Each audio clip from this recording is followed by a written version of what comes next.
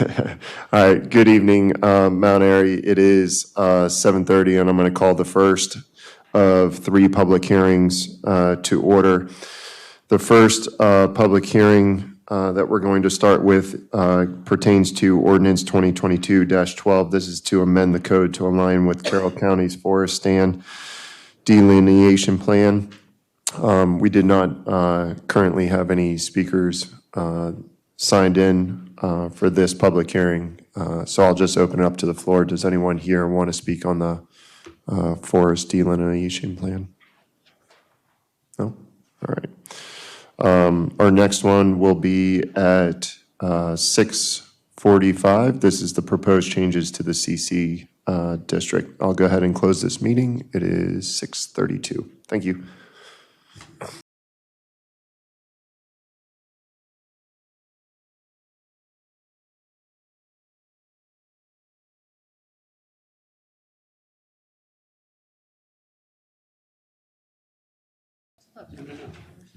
Here?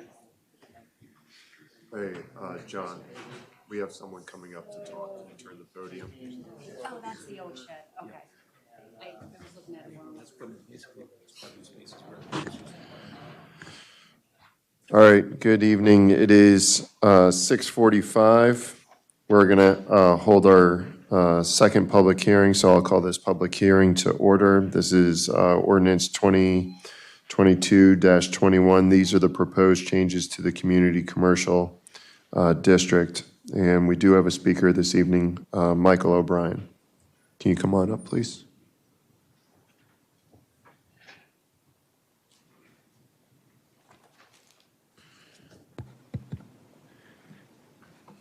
Good evening. Good evening, Mayor and Council. I'm Michael O'Brien. My wife Nancy and I live at 806 Park Avenue. At last year's March 28th Planning Commission Master Plan rezoning hearing, we presented our case for a change in our zoning designation. We were confronted with what the Planning Commission repeatedly stated were facts that we didn't meet the CC buffering requirements. The discussions kept being referencing buffer requirements. Subsequent discussions with other applicants for similar requests ran into the same issues. The Planning Commission publicly was denying our request and others based on a non-existent ordinance at the time, a false pretense. At the April 4th Town Council meeting, the Planning Commission chairperson, also former Board of Appeals chairperson, spoke to concerns she had with the suggested changes of the CC ordinance. Her words included complication, hard to maneuver, keeping it straight, frustration, hard to work with.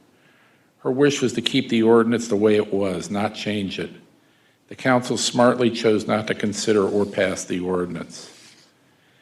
Now, only 9 months later, the Planning Commission is back asking you to change your original opinion.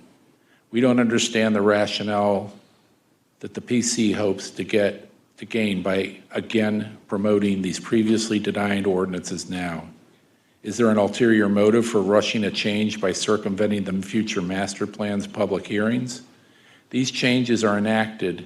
If these changes are enacted, it could possibly interfere with critical review and analysis, potential impacts on related ordinances of the entire master plan.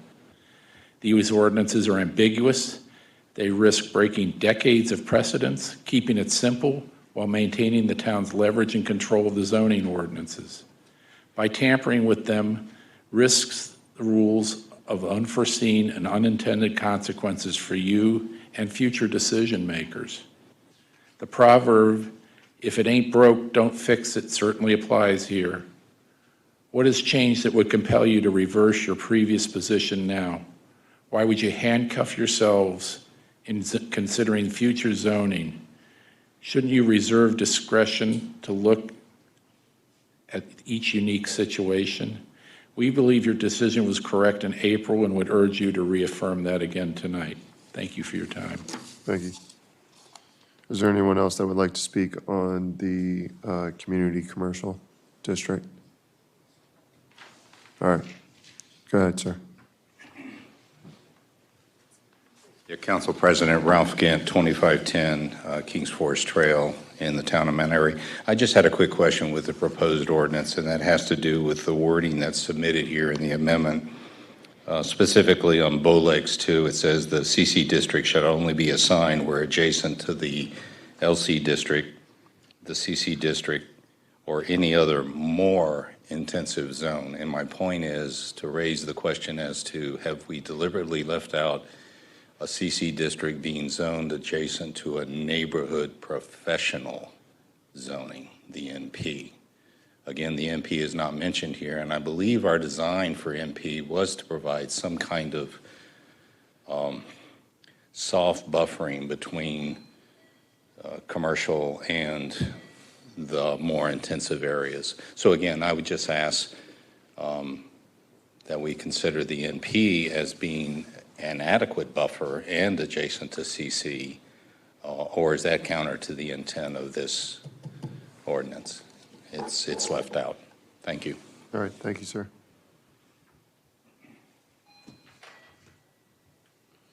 All right, are there any other speakers this evening? All right, at this time, I think I got 6:50. I'll go ahead and close this public hearing. We'll stay tuned till 7 o'clock, which we'll talk about ordinance 2022, the proposed changes to neighborhood professional. All right, thank you very much.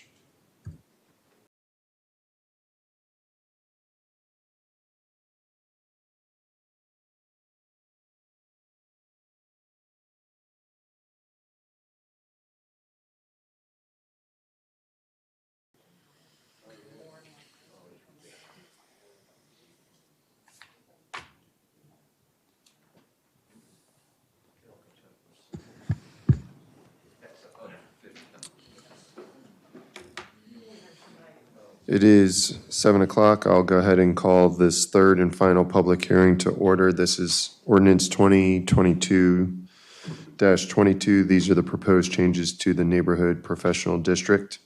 We currently did not have any speakers speaking towards this ordinance. Is there anyone in the audience that would like to speak on this matter? Not seeing any. I will go ahead and close this public hearing on ordinance 2022-22, the proposed changes to the neighborhood professional district, and we'll get started with our regular town council meeting at 7:30. Thank you.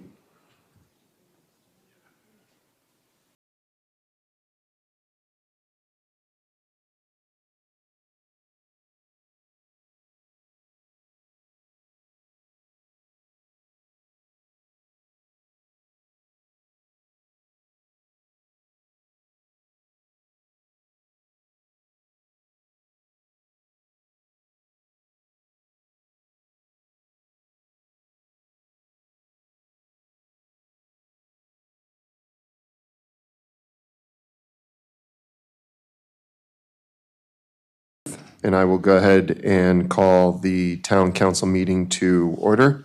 If you would please rise for the Pledge of Allegiance. I pledge allegiance to the flag of the United States of America and to the republic for which it stands, one nation, under God, indivisible, with liberty and justice for all.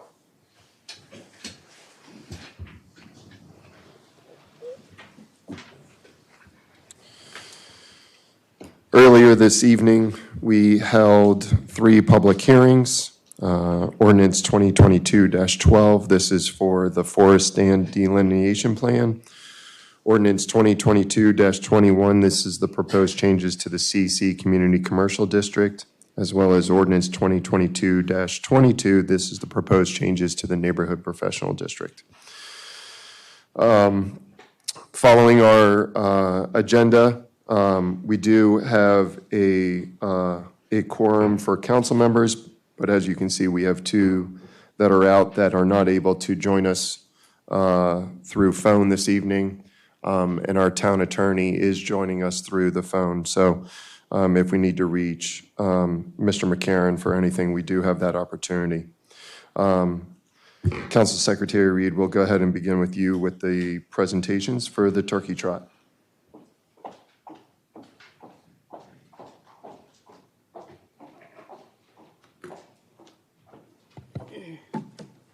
John, is this on? It is. So if I could ask all members of MAMSA and our volunteers from Turkey Trot to join us. Don't be shy. All right, so every year I partner with the Mount Airy Main Street Association and the Links at Chaladon to host the Mount Airy Turkey Trot. As with years past, 100% of the proceeds are donated to the Mount Airy Net, a local nonprofit organization who is committed to serving those in need within our community. I want to thank both MAMSA and the Links at Chaladon for their partnership and commitment to the cause, the volunteers who helped execute the event, including Wendy Rimby, who volunteered as race day director in my absence. I couldn't have done it without you, so I truly appreciate all your hard work that day, and I know that Sue with the Mount Airy Net does as well. Liana and Caden, thank you so much for showing up that day. I know you brought a bunch of friends with you and made the event super amazing, so thank you. Without further ado, I want to real quick, sorry. I also want to thank the participants who took the time out of their busy holiday schedule to support the Mount Airy Net and their efforts to fight hunger. Sue, on behalf of myself, MAMSA, the Links at Chaladon, the volunteers and participants, we would like to present you and the Mount Airy Net with a check in the amount of $4,982.80. We truly appreciate all that you do. I hope it helps, and we appreciate you. Thank you. No, thank you. Thank you, Kelly Patrick, President of MAMSA. Thank you, Dick, for writing the check, as always. And thank you, Wendy.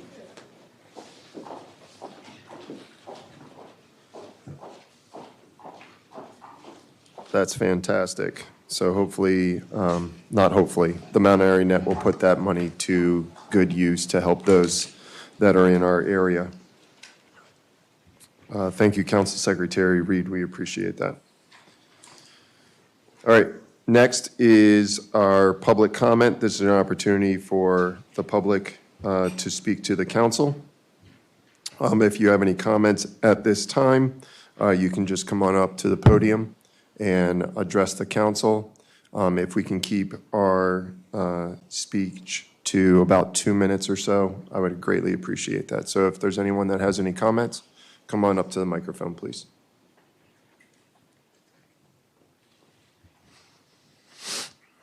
Good evening. I'm Amy Witter. I'm speaking on behalf of CAMO regarding Ordinance 2022-25. Contrary to the comments from the last town council meeting, we are not in the middle of the process or changing the rules of the game for the Beck property by re-examining the zoning. In fact, CAMO would argue that the game in the MXD zoning was fixed from the beginning by the developer and the promises made to some of the town council. It is not too late to stop this runaway train from ruining the entire town and impacting the greater Mount Airy region. The Beck property was zoned as a mixture of community commercial, residential, and industrial in the 2013 Town of Mount Airy Master Plan. There was no designation of mixed-use development zoning for any property in town. November 2019, Resolution 2019-10 to extend Center Street was introduced as new business at a town council meeting. PIA information indicates that around that time, the developer, Kaz Brothers, was meeting with town representatives on the topic of the Beck property, Center Street, and drafting language for an MXD zoning ordinance to be applied to the property. Much of the language would end up in the new MXD zoning ordinance is identical to the proposed and submitted by the Beck property developers, the Kaz Brothers, and their engineers. On January 6, 2020, Ordinance 2020-01 was introduced to the Town Council for the purpose of creating a new zoning designation of mixed-use development. In January 2020, sorry, I'm trying to talk fast, short time. In January 2020, Resolution 2019-10 to extend Center Street was also passed. Between January and March 2020, there were a few planning committee meetings to discuss the MXD ordinance and a few sparsely attended public hearings. At the May 4th, 2020 Town Council meeting, Councilmember Reed reintroduced the MXD ordinance in a public hearing to be held June 2020. Note, this was at the height of the pandemic. In August 2020, the Town Council passed Ordinance 2020-01 to create mixed-use development zoning.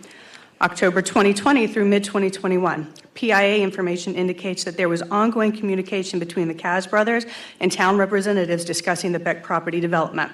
Information gathered through PIA requests shows that Ordinance 2021-17 was written specifically to rezone the Beck property as MXD.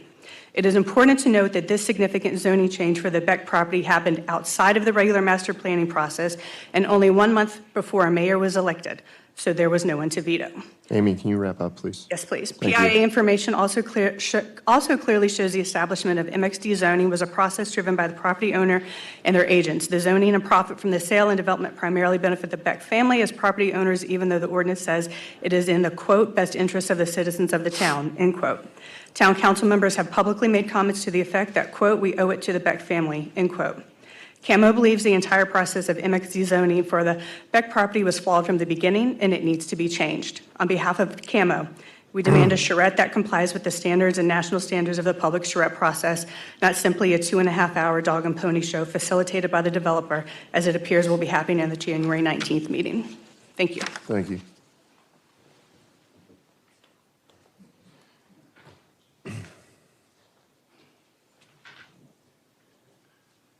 I'm Dick Swanson. As a member of the Supervisors Board of Elections, and Bruce Walls, our esteemed leader, couldn't make it, I'd like to remind everybody that February 21st and February 28th are the two nomination meetings for seats on the Town Council. There'll be 3 seats up for election, and so if you're considering running for office, then please contact the town hall and they can give you the details of how to do that. All right, now I'm Dick Swanson, 1107 South Main Street, new subject. Prior to coming here, I watched a 12-minute video put out by the Historical Society of the town of Mount Airy about the Flatiron Building.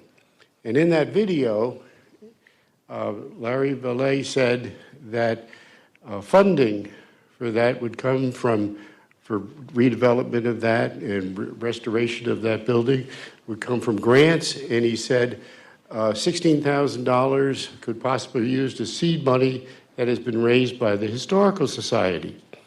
Well, that confused me because the Historical Society, under my understanding, in agreement with the town, was raising money to offset the costs of the study that was recently completed of the Flatiron Building. So I believe that the town, I believe that the Flatiron Task Force should make a full accounting of the costs for that study, the endeavors of the Historical Society, and raising money, and for what purpose. It sounds to me that we could be talking about $16,000 that should be pledged to reimburse the town that may be being considered to divert the funds to something else. So I would suggest, as a taxpayer and as somebody who frankly was confused by the video, to have a full accounting by the town and disclose to the public. Thank you. Thank you.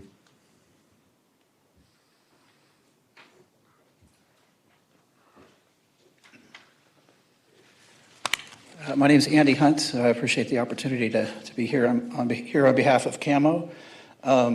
CAMO has gained important information about the concept of vesting.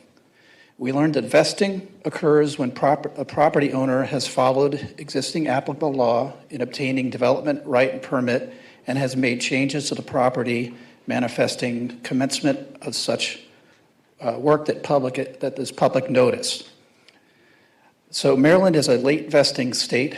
The standard has been expressed in a line of cases, including the 1993 decision in Prince George's County versus Sunrise Development, where the Court of Appeals held that a developer's rights in the development of a property vest only upon a level of visible commencement of lawful construction, the construction of actual dwellings on the foundation of the property. At this point, there is not even an approved pre-concept plan, let alone commencement of lawful construction by the developer for the Beck property. By this definition, the owner is not vested in this development. We believe the town has the legal right to make changes in the zoning of the property or make changes to the MXD zoning ordinance while there is not a vested party. The entire process of creating MXD zoning was flawed from the beginning, and now is the time to rectify the situation with an actively engaged community. We learned that developers often try to get around the legal vesting standard by getting municipalities to approve DRRA, that's the Developers' Rights and Responsibilities Agreements, which bypass the late vesting requirement. These backroom deals subvert the public comment process and leave community members out of the process because a DRRA is a developer-driven contract designed purely to, quote, protect the developer from changes in law, unquote. It appears that the town was contemplating a DRRA with the Kaz brothers in 2020 and 2021 as evidence in legal comment during the revision process of Ordinance 2020-01 to develop MXD zoning. CAMO advises the town to avoid proceeding with any such DRRA with the Pleasance Company that would restrict the town's ability to control the scope of development. Sir, do you mind wrapping up? Yes. Thank you. We do believe that the lawyers involved will offer a different opinion, perhaps threats of legal action, saying that vesting does not apply and the town can make no changes. We request a legal objective review of the concept of vesting as it applies to the town's rights to re-examine the current zoning and to seek a more complete community-driven process for moving forward. Thank you. Thank you.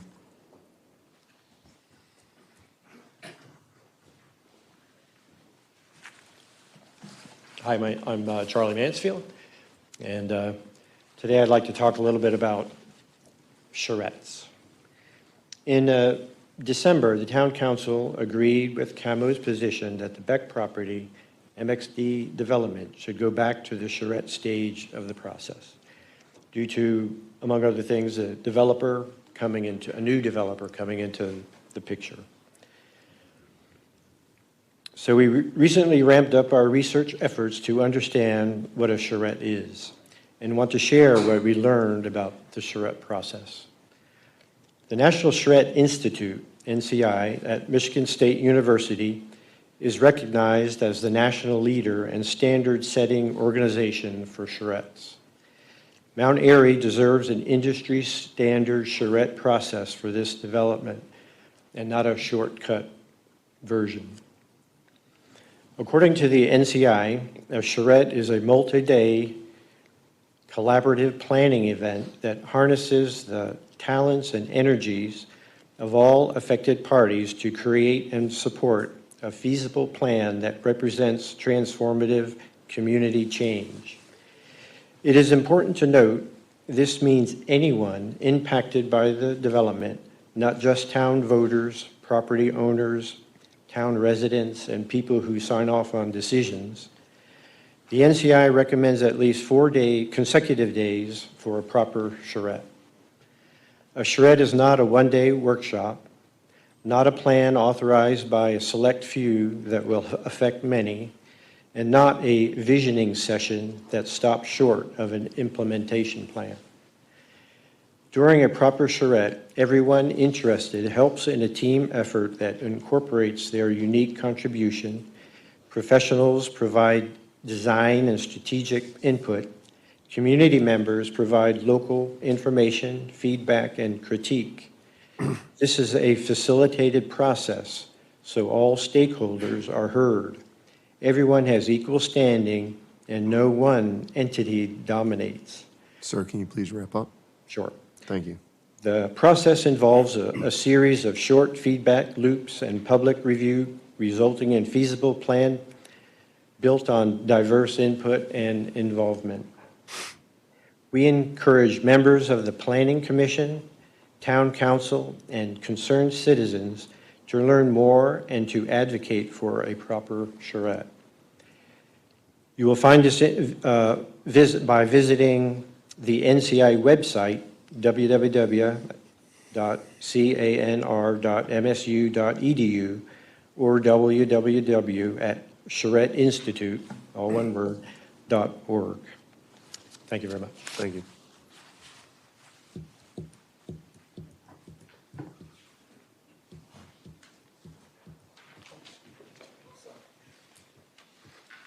Hi, I'm Mike Hoffler. I'm a professional hydrogeologist. I've worked in Carroll County probably for 35 or 40 years. I've helped you locate, drill, test, or permit most of your water supply wells in Mount Airy.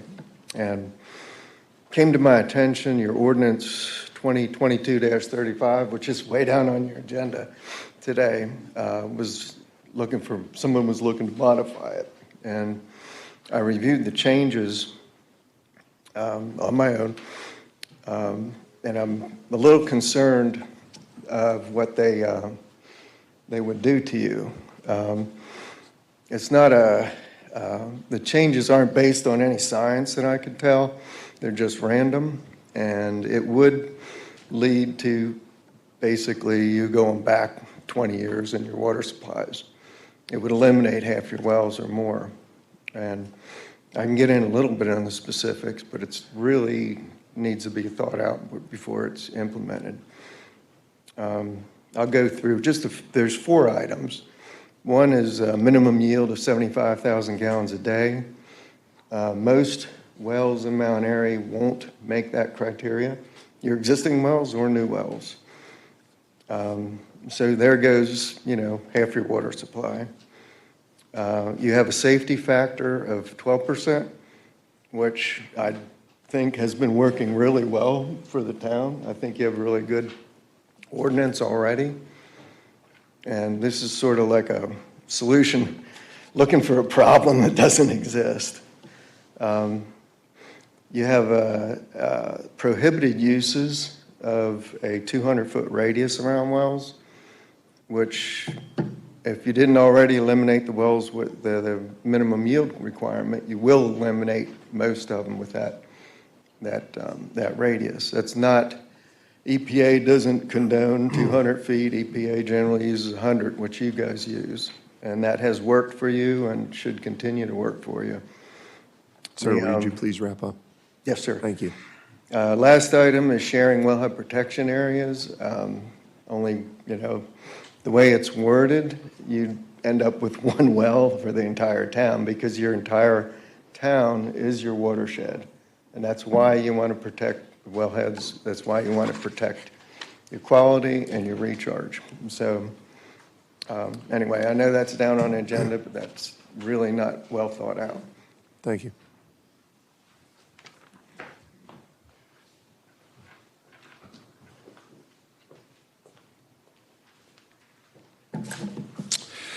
Ron Thompson, I'm a member of the Beck Development Team, and I believe this proposed ordinance was rushed for introduction by the Town Council as it wasn't available for review until the meeting. We were quite surprised to see the ordinance. We believe the ordinance is another blatant attempt, the Water Ordinance 2022-35, by the author to disable the proposed development of the Beck property so it cannot move forward. We've known that there is no existing water to be allocated to the development project, and any development would need to provide water supply by new wells drilled on the Beck property. Team completed an initial well exploration test program for Beck property that yielded 5 potential well sites that could generate a water yield between 165 and 210,000 gallons. I have a handout I will give you at the end of this.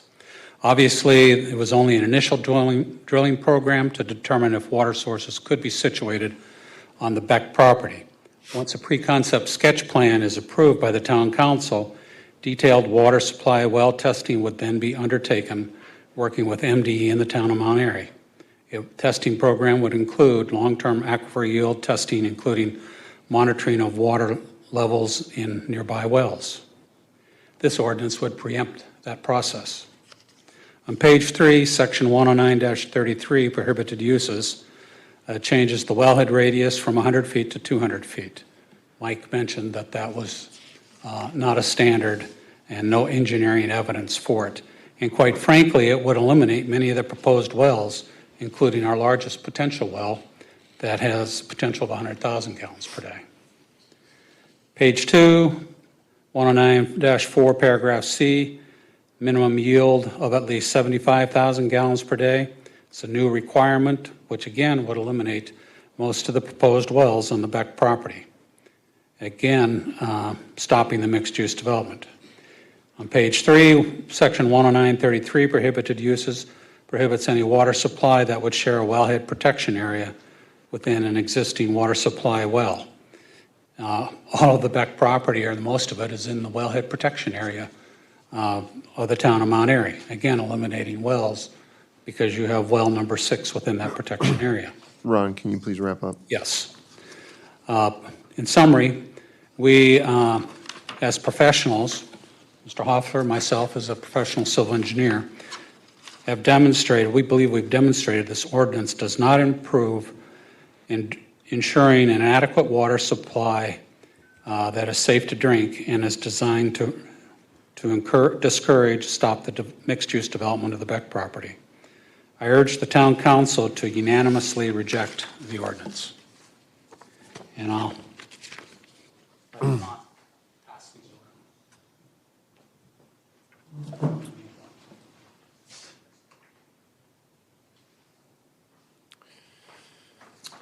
Thank you.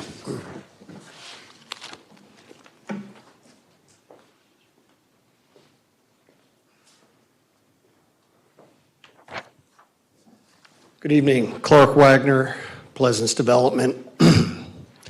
Feels like deja vu all over again. I'm also addressing Ordinance 2022-35. I'm not going to repeat everything that Mr. Thompson said. I do have the memo I think you got from your Water and Sewer Commission. I think they mostly got it right.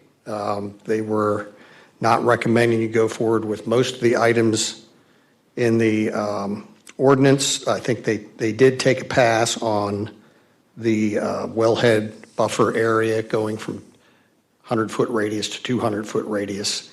I think if they followed any kind of objective science, they have to agree that there's no real objective reason to increase that radius. Well, I haven't heard anything. And I don't know where that's coming from whatsoever. If you all know where it's coming from, please speak up. Thank you. Thank you.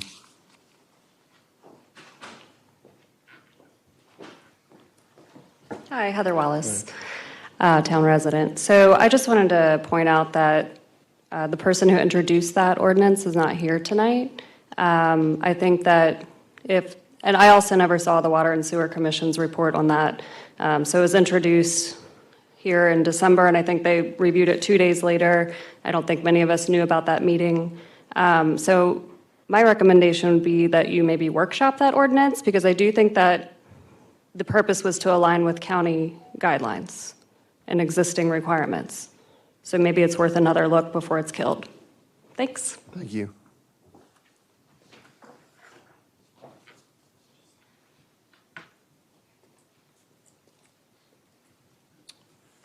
Good evening. Happy New Year. I'm Dave Bowersox. I'm here on behalf of the Beck property. Am I too loud? Not loud enough. I'll address the last speaker's comments briefly. And I understand she hasn't seen the Water and Sewer Commission's report or memorandum. To the contrary of what was asserted, the purpose of the ordinance was not clearly to bring your water policies into line with the county. They demonstrate to you that you're being asked to double what would be the applicable county standards, and in addition to the other matters that are discussed in that report, which I'll not repeat for you.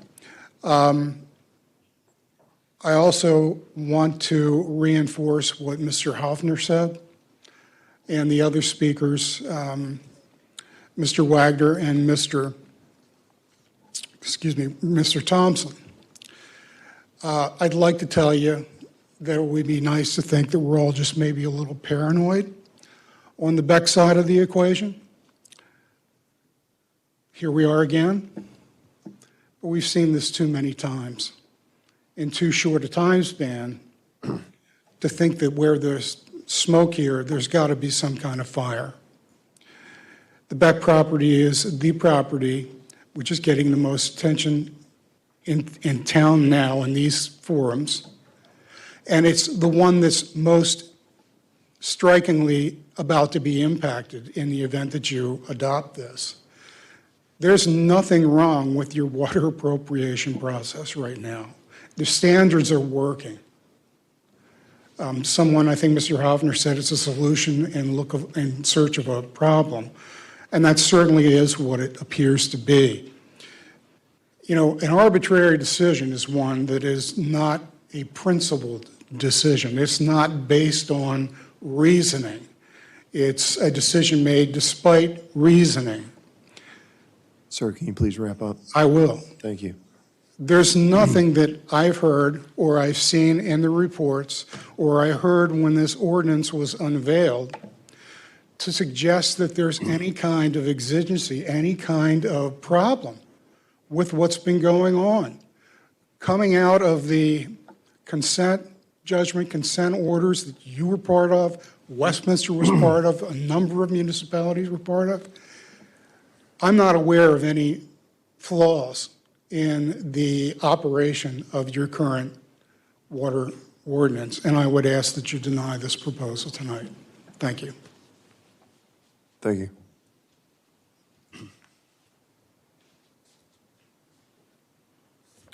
Any other speakers this evening? Thank you for your time, and thank you for being so patient.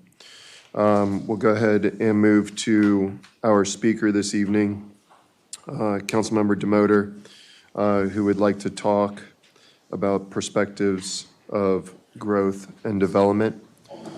This is an opportunity where we'll allow about 5 minutes. Is that okay, Councilmember? That sounds perfect, thank you. Go ahead.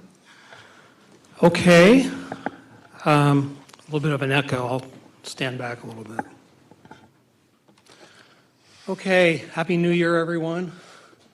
I'm speaking tonight to formally recommend and request that the Town of Mount Airy government conduct a screening assessment on the adequacy of public facilities for the Beck property at the pre-concept plan phase of development. I think that this kind of an assessment would be beneficial to and in the best interest of our citizens of Mount Airy, to the Town of Mount Airy government, and to the developers of mixed-use zoned properties. I think our citizens are pretty smart and pretty savvy, and they have offered comments over these last many months at our meetings. And I think they've recognized that it's not only the physical structures and components of the proposed development and how they need to be harmonious and compatible with the surrounding uses, but also that the development needs to be harmonious with the quality of life attributes in those surrounding communities and more broadly to the Town of Mount Airy. And that these quality of life attributes are driven by adequacy of public facilities. So I recommend that this screening assessment should be tasked by the mayor, and it should be performed through the Planning Commission or some other construct in partnership with town staff to utilize available resources and expertise.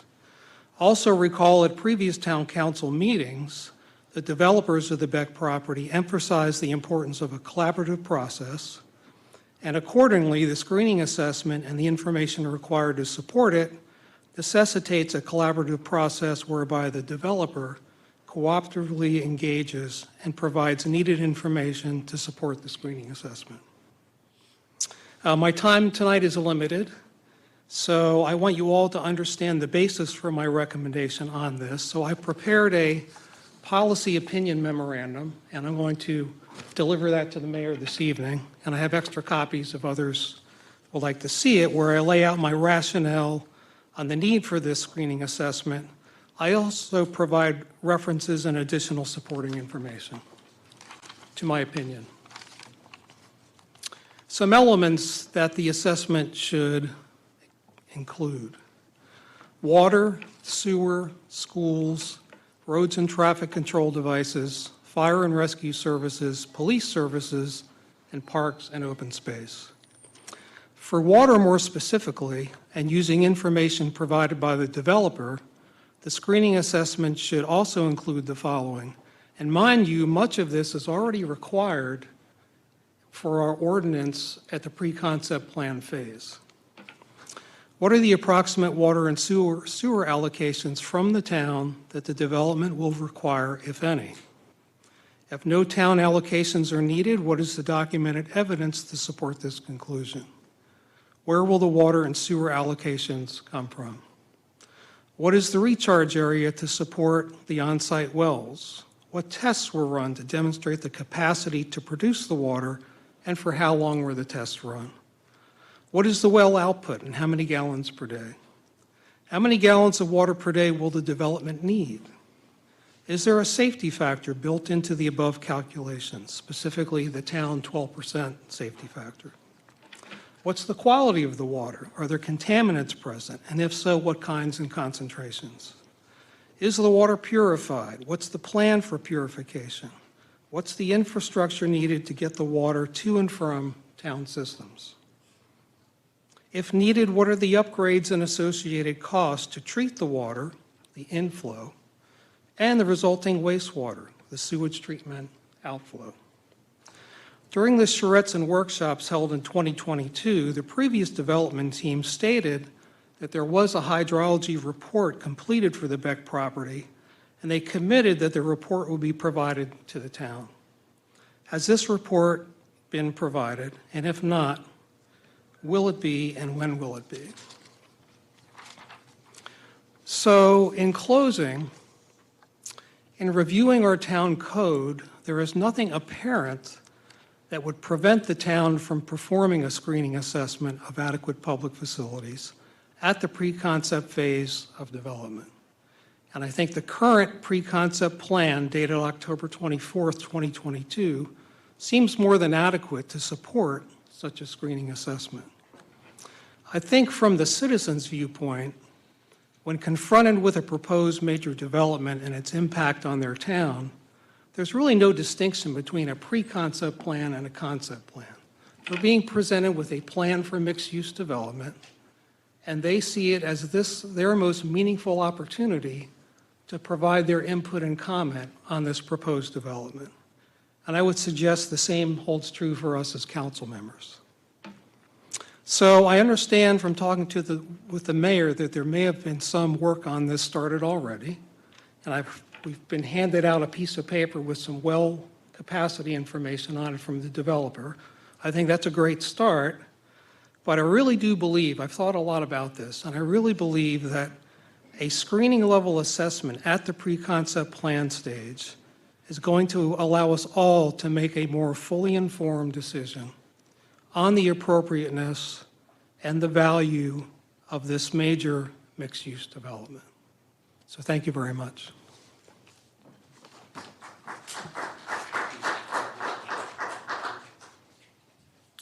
Do you mind if I make a comment? Sure. I guess the answer was no, I don't mind. Okay, thank you. I just wanted to make a comment. I do think that having all those numbers is important. I would tell you that, you know, as council members, your due diligence is to look at those numbers prior to voting on the pre-concept plan and having an idea of it. If the town staff and myself putting together a memo facilitates that and makes it easier for you to look at the numbers, and I'm more than happy to do that. And I think in the course of maybe half an hour sitting in my office today, we were able to draw up some pretty good numbers on basically a moving target. You know, if 500 houses come in, we know how many people that equates to. We know the water usage based on you know, commercial/residential development. We know the sewer usage. We know how many police we need to have per the APFO at 1.1 per 1,000 people.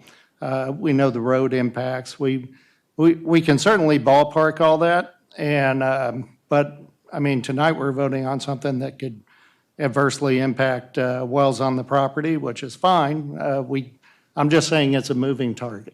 And so we can set up some standards. It wouldn't only benefit the Beck property, but it would benefit any development here for this current council and for whatever other council members show up. It would be a good, useful tool. So we'll get to work on it. Thank you. And just a quick comment. I mean, a screening assessment is just that. This isn't intended, as I put in my memo, to replace the formal town-approved process of approving adequate public facilities. But a screening assessment is just that. A screening assessment typically is done with very conservatively derived parameters and information, such that your screening assessment bounds the question you're asking, such that more fine-tuned assessments down the road should be bounded by that conservative screen. So I just think it's a good tool. We're going to get into the charrette process, and people are going to be asking these questions anyway. I'd rather see the town as a credible source pull this information together. All right. Thank you very much for your time. Appreciate it, and thank you for your comments, Mayor. We'll go ahead and move through the agenda. We'll go to the approval of the council meeting minutes, and there's quite a few on this. The first one is December 2022 Town Council meeting minutes, December 2022 public hearing meeting minutes on Ordinance 2022-25, changes to the ordinance provisions related to MXD. December 2022 public hearing meeting minutes, Ordinance 2022-26. This is to convey town-owned property in exchange for real property for the designing of and constructing of the roundabout. December 2022 public hearing meeting minutes, Ordinance 2022-34. This is to convey town-owned property in exchange for real property for the purpose of designing and constructing the roundabout second property. We also have closed meeting minutes. The first one is related to Woodville Road, and the other one is related to Hill Street and Prospect Road. I'll make a motion for all the approved minutes. Is there a second? All right. Did anyone have any further comments that needed to be done? No comments. All right. All those in favor signify by saying aye. Aye. Any opposed?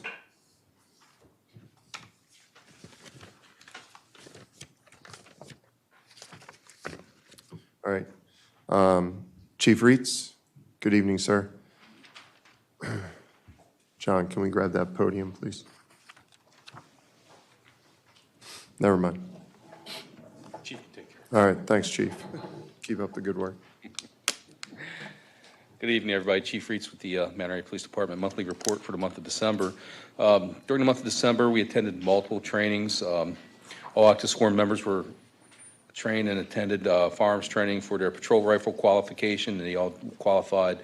All sworn members also underwent the State of Maryland physical agility testing. All members passed there and were certified with passing those tasks. 4 members of the police department attended alert training, which is the advanced law enforcement rapid response training for active shooters. 4 members attended. That was hosted by the Carroll Community College. 1 officer attended field training officer school, and then Corporal Ginevra also assisted the Sykesville Police Department with their TASER recertification. As far as community outreach goes, we held a Pack the Cruiser event on December 16th. Officer staged at the Mount Airy Food Line at 1312 South Main Street, and also at the Walmart, 209 East Spiritual Boulevard, from 4 p.m. to 8 p.m. to receive donations of non-perishable food items that benefited the Mount Airy Net. Many people donated, made this event a huge success for the MAPD and the Mount Airy Net. During the month, we also participated in the with Mr. Paul McGrady and the Maryland Troopers Association Lodge 51 and JMP Pizza and the Walmart in our annual Shop with a Cop event. This was held on Saturday, December 17th from 9 a.m. to 12 p.m. MAPD and the troopers met at JMP Pizza for an early morning donuts and pizza with the kids. There was 12 families represented, and afterwards we walked down to Walmart where the children were paired up with the officers and troopers and did some holiday shopping through a donation through Walmart. We also were present at the Reitz Across America event on Saturday, December 17th, and we provided operational security and traffic direction at the event. Also, like to continuously remind our residents that we have a prescription and over-the-counter medication disposal drop box at the station. It's available to the public for disposal of unwanted medications. Station's open publicly to the public Monday through Friday, 9 a.m. to 5 p.m. And as far as calls for service for the month, we had 502 calls for service. This was a 1% decrease in calls in comparison from November 2022. We had a 36% decrease in calls for service from the year prior in December, which dropped from 783 calls for service. Traffic enforcement, we made 85 traffic stops during the month. This was a little bit down, probably due to the holiday season. Traffic citations, we issued 63, issued 54 warnings, 20 safety equipment repair orders. We did make 2 DUI apprehensions and 1 other traffic arrest. Criminal enforcement, we did make 8 criminal arrests during the month. Significant incidents and trends, just kind of go over a couple. There was a theft of cell phones from a Verizon store of $61,000 lost value, where several phones were taken during a distraction type theft. There was a quick change scam theft that we identified a suspect as one of the Romanian nationals with no fixed address, and it's very transient. We had a counterfeit theft investigation that we had that's ongoing. Contact allied agencies. We suspect is wanted in 6 separate jurisdictions. We're trying to locate him. There was a theft from the Safeway, suspect vehicle identified, and we have Baltimore County Police trying to locate them as well. We had 2 cases from the Georgia girls with a credit card theft. We've have been able to develop a suspect in that in 2 separate cases. We also, MAPD has been working with the Greensboro, North Carolina Police Department and the Baltimore County Police Department to conclude a multiple bank robbery investigations. Mount Airy had 2 unsolved bank robberies from 2016 and 2017 that were investigated by the Maryland State Police. With our connections, we were able to develop a suspect in that with Greensboro Police Department, and that investigation has been forwarded to the Maryland State Police since it was their case in the first place, so they'll be following up on that. Also, the Walmart car battery theft. Our CID unit monitored a intelligence report from the Pennsylvania State Police. They saw similar thefts that were occurring up there, or theft from batteries in multiple jurisdictions. That information was passed on to the Harford County Sheriff's Office, and they actually, we also had several thefts from our Walmart in the same manner and fashion that we were able to work with the Harford County Sheriff's Office and make apprehensions and solve that case as well. As far as Group A offenses this month, there was a 38% decrease in Group A offenses during the month of December. We had 20 overall Group A offenses. There was 1 assault, 1 counterfeit forgery, 1 destruction of property, 3 fraud investigations. We had 13 larceny theft investigations, which continues to be our most notorious crime in town, and we had 1 sex offense. Year to date for Group A offenses, we've had 329. Group B offenses, we had 10 Group B offenses for the month. One of those offenses was a family offense, nonviolent, 2 DUIs, and then 7 other offenses. Year to date for Group B offenses, we've had 95. There was no opioid overdoses to report during the month. And that will be our monthly report. Thank you very much, Chief, for your report. Does any council members or mayor have a comment, questions? Just a quick comment. Chief, I want to thank you for your community-centered approach to policing, and especially all the volunteer work and these events that you've talked about that you did over the holidays. So Thank you. Appreciate it. Thank you for that. You guys really enjoy doing that and keeps them active in the town. So, Thank you. Thank you. And also thank you for your continued support of the Main Street Safety Task Force. We couldn't be doing what we're doing without you, and we really appreciate it. Thank you. Thank you. Perfect. Thank you, Quick- Chief. Quick comment, if you Yeah, go ahead. don't mind. Thanks for adding the body-worn camera information on the report. Appreciate that. Absolutely. Yep. And congratulations to your son, who is a Marine. Yes, sir. Thank you. Hoorah. Hoorah. Yep. And as well as that, I would add to what Councilmember Demotor said. Thanks for the community support. It seems like whenever you guys do a Pack the Cruiser event, it takes off. It's amazing how many people. We're out there shaking down citizens for donations. So. All right. Thank you. All right. Thank you, Chief. Is there any representative for the volunteer fire company report? All right. We'll move to Civil Air Patrol report. Captain? Good evening. Good evening, Mayor, council members. This is our report for December 2022. Under our significant activities, our Cyber Patriot team competed in the state-run competition, placing second with the All-Service Division within the state of Maryland. Unfortunately, it's pretty competitive, so that wasn't still good enough to move on, but still very proud of them. Community Support Squadron provided the color guard for the Wreaths Across America ceremony at Pine Grove Cemetery, and many of our members actually participated in placing the wreaths as well during the event. And we had several members that supported the Marine Corps League in helping to prep their boxes for the Toys for Tots across the town. Qualification achievements, one of our squadron members completed the training and basic qualifications for point of distribution, management, and execution. So for your awareness, this is the type of FEMA-based training that supports water or food and shelter supply distributions during an emergency. And it was heavily used during the COVID emergency as well, so we can further support those activities if needed in the town.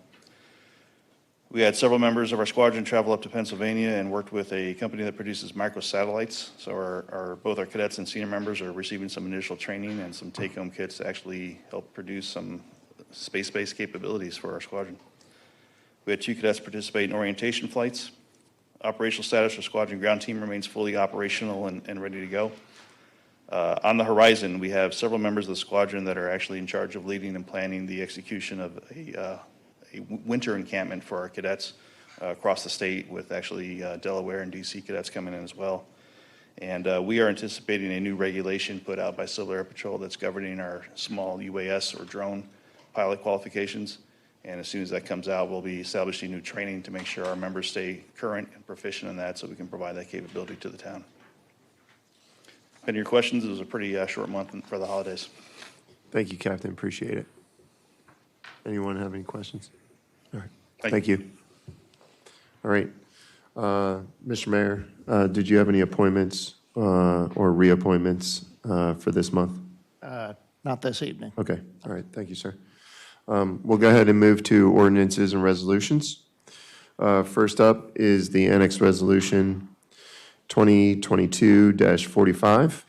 This is 8.3360 acres of land, more or less, situated along the northerly and easterly side of Buffalo Road. This is up for adoption. I will go ahead and make a motion. Is there a second? I'll second. All right, Councilwoman Reed seconds. We can go into any discussion or comments. Councilmember. Jason, this is Tom McCarron. Can I be heard on this real quick? Absolutely, sir. So where we were last on this was that as between at least town staff and the developer, we were down to 1 or 2 issues on the annexation agreement to present to the town council, it being the town council's final determination, obviously. We were not able to reach a consensus on that by this afternoon. But we think we might if we were to postpone this annexation resolution for a month and move its adoption to February. Again, it's ultimately up to the town council whether to annex or not and under what terms. But as you had charged me and town staff, we've been in discussion with the developer about what requirements the annexation agreement will impose on the developer on behalf of the town in the event that the property is annexed. All right, thank you, Tom. I appreciate those comments. Due to either one, not reaching an agreement, and with Tom McCarron giving a recommendation maybe to postpone until February, I will also make that recommendation to postpone until February. However, I do not want to continue this delay any longer. And so if an agreement cannot be reached in February, I would like to take a vote on this, whether to approve for adoption or not approve it. And so is there a second on that postponement until February? I'll second that. All right, Councilmember Demotor will second that approval. And so I think I would, we've been doing this for a few months now, and I think we need to get both sides figured out on this and sort of stop playing games. So all those in favor for the postponement signify by saying aye. Aye. Any opposed? All right. Thank you, Tom, for those comments. I appreciate it. Thank you. All right, next is Ordinance 2022-12. This is to amend the code to align with Carroll County's Forest Stand Delineation Plan. This is also up for adoption. I'll make a motion for approval. Is there a second? I'll second. All right, Councilwoman Reed seconds. Is there any comments, concerns, et cetera, on this? I have a quick question. So this delineation plan has typically been required at along with the concept plan phase of development. Is that correct? Are you asking Tom? I'm asking any town staff or the attorney. All right. So I'll answer that. John, make sure your microphone is on. It is. All right, thank you. So in the past, Carroll County required the forest stand delineation plan to be submitted prior to even a concept plan. Now, they've changed it within their code to require it as part of the concept plan submission. And that's what we're just trying to align our code to match Carroll County's code. Okay. I guess the basis of my question is, and it's just a different situation, right? We have a mixed-use zoning ordinance, and we have a pre-concept plan component. So is there a need to look at a forest stand delineation plan at a pre-concept level? Or is it okay to not even consider that and just look at it at the concept plan? Any thoughts from the planner or town staff? I don't feel like it would be required as part of the pre-concept sketch plan. Would it be useful information to the town and the citizens in any regard as they're trying to assess the pros and cons of a mixed-use development? If we wanted to see that information, could we? Or are we limiting ourselves now because of what we're doing here? We're just trying to get our code to be in compliance with Carroll County's code. Okay. Thank you. I'm sorry if I could be heard on that. If I'm not mistaken, I think the county reviews that for us. John, correct me if I'm wrong. That's correct. Hence, it's not so much just that we are changing our code to follow the county's code. That is when the county has told us through its ordinance when they're going to make that review and not earlier, if that makes sense. Yes. All right. Does anyone else have any other comments or concerns? Okay, perfect. Can I ask my question again? Okay. If we wanted to better understand what would be in a forest stand delineation plan and what that means as we're looking at a pre-concept plan, if we asked for that information, would that come from the developer? Where would that information come from? Who generates this information?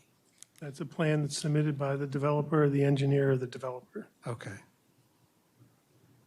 It would Not be a requirement of the APFO requirements. It would be nice if the developer would provide some of that information as it relates to their proposed development as early in the process as possible, where it makes sense.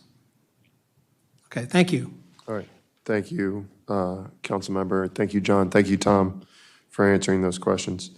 I will make a motion to approve Ordinance 2022,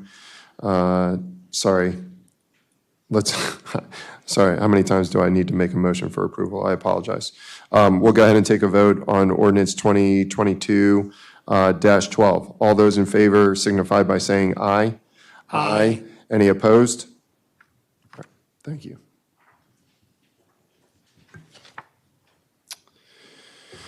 Next up is ordinance 2022-21. These are the proposed changes to the community commercial district. This is also up for adoption. I will make a motion for approval. Is there a second?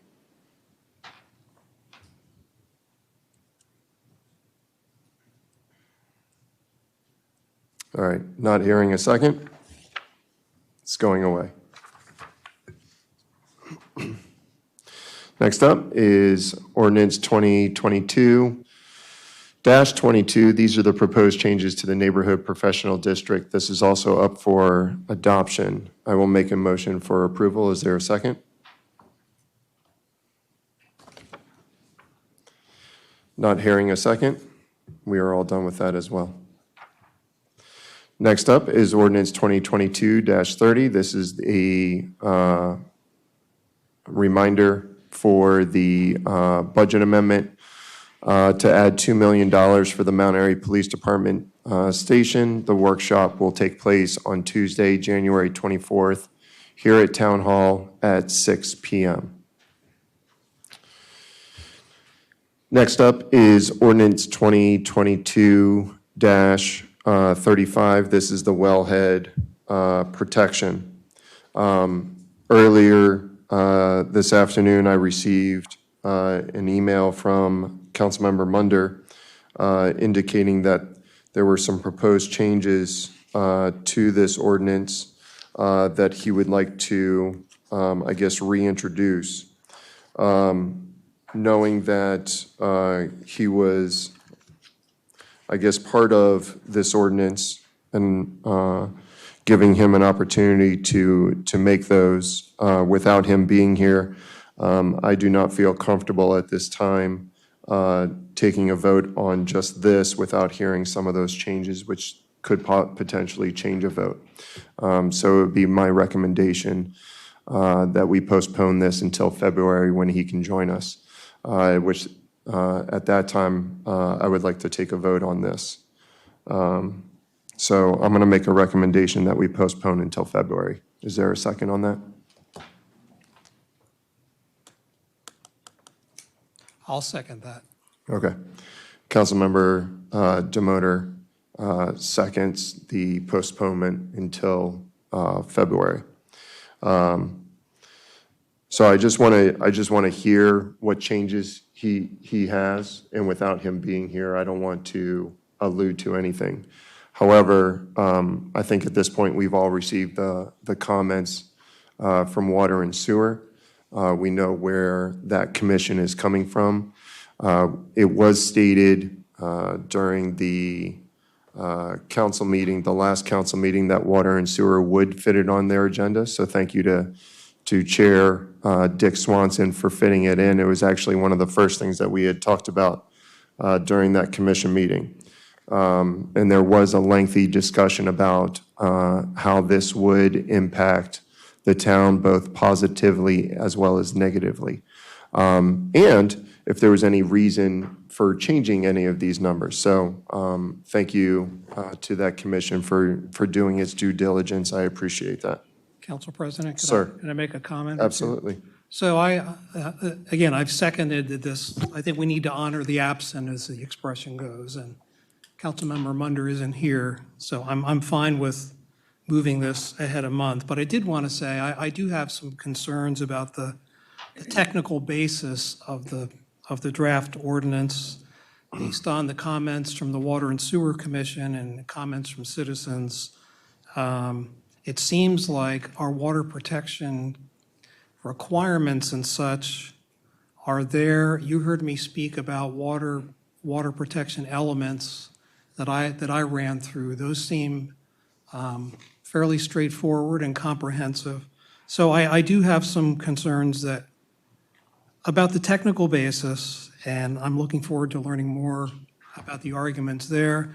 And then also, at a minimum, if nothing else than just optics, there is an optic that we're trying to change ordinances and put in new ordinances because of a proposed development. And to me, that's, again, at a minimum, that's an optics issue. If we felt strongly that these kinds of changes should be made, it seems like we should have made them years ago or months ago or before a development plan was in the queue, rather than doing it in the middle of a process. So those are some thoughts there. So thank you. Thank you. So I will make one comment. One of our presenters tonight stated that the changes in this ordinance are not based on science, they're random. And I feel that any proposed changes should come directly from our town, what we consider our experts, which is directly Dick Swanson and our Water and Sewer Commission, not just random thoughts jotted down on a paper that actually will harm the town, not do good. So postponing it is fine, but I don't think anything Councilmember Munder could say will change my mind. All right, thank you.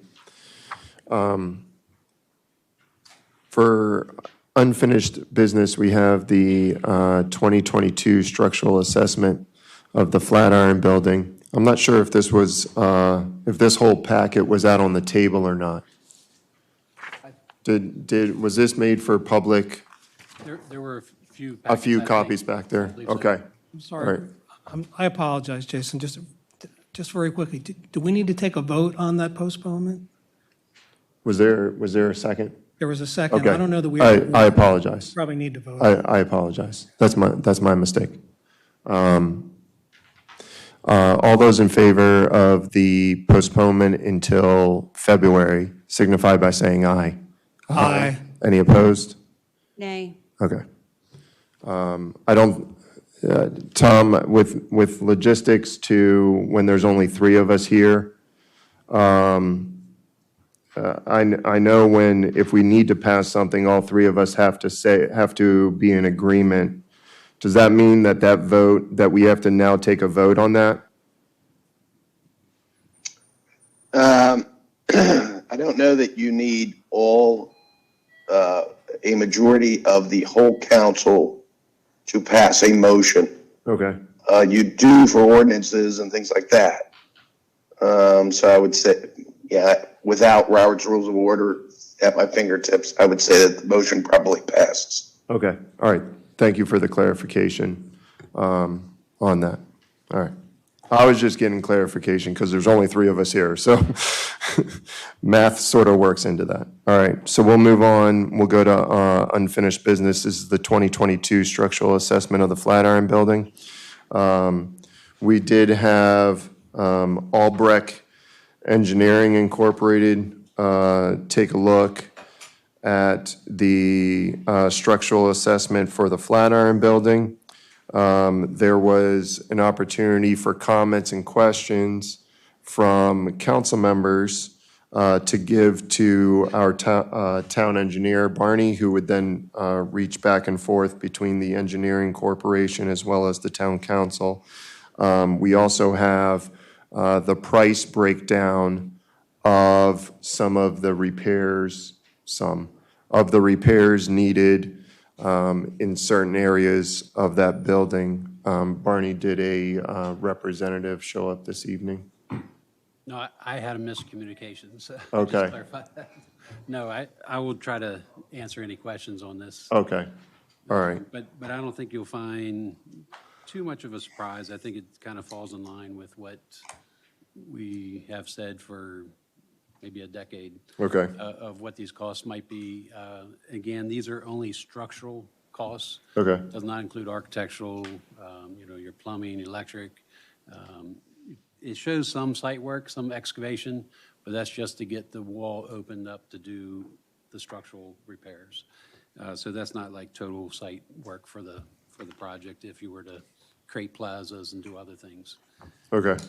So I just wanted to let you know that the construction costs are just for that, just for the structural. Okay. So just so that I'm understanding this as well, the first is the main building structural rehab. And to make sure, can you just define for a non-engineering person, what does that actually mean and include? What does that mean? Sure. Most of that is your foundation walls.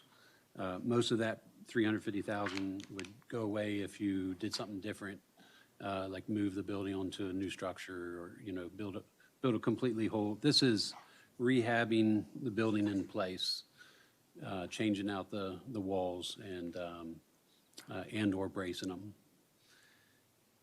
Does this include below grade as well as above grade, or one or the other? This is primarily for the below grade on the Park Avenue side. Okay. And that's where most of the testing was done. On Park Avenue side? Correct. Okay. And the reason for that is because when you walk into the basement, some of the foundation there, but also visually on the outside? Yes. Okay. Yeah, which is more just water damage coming down. Okay. All right. And then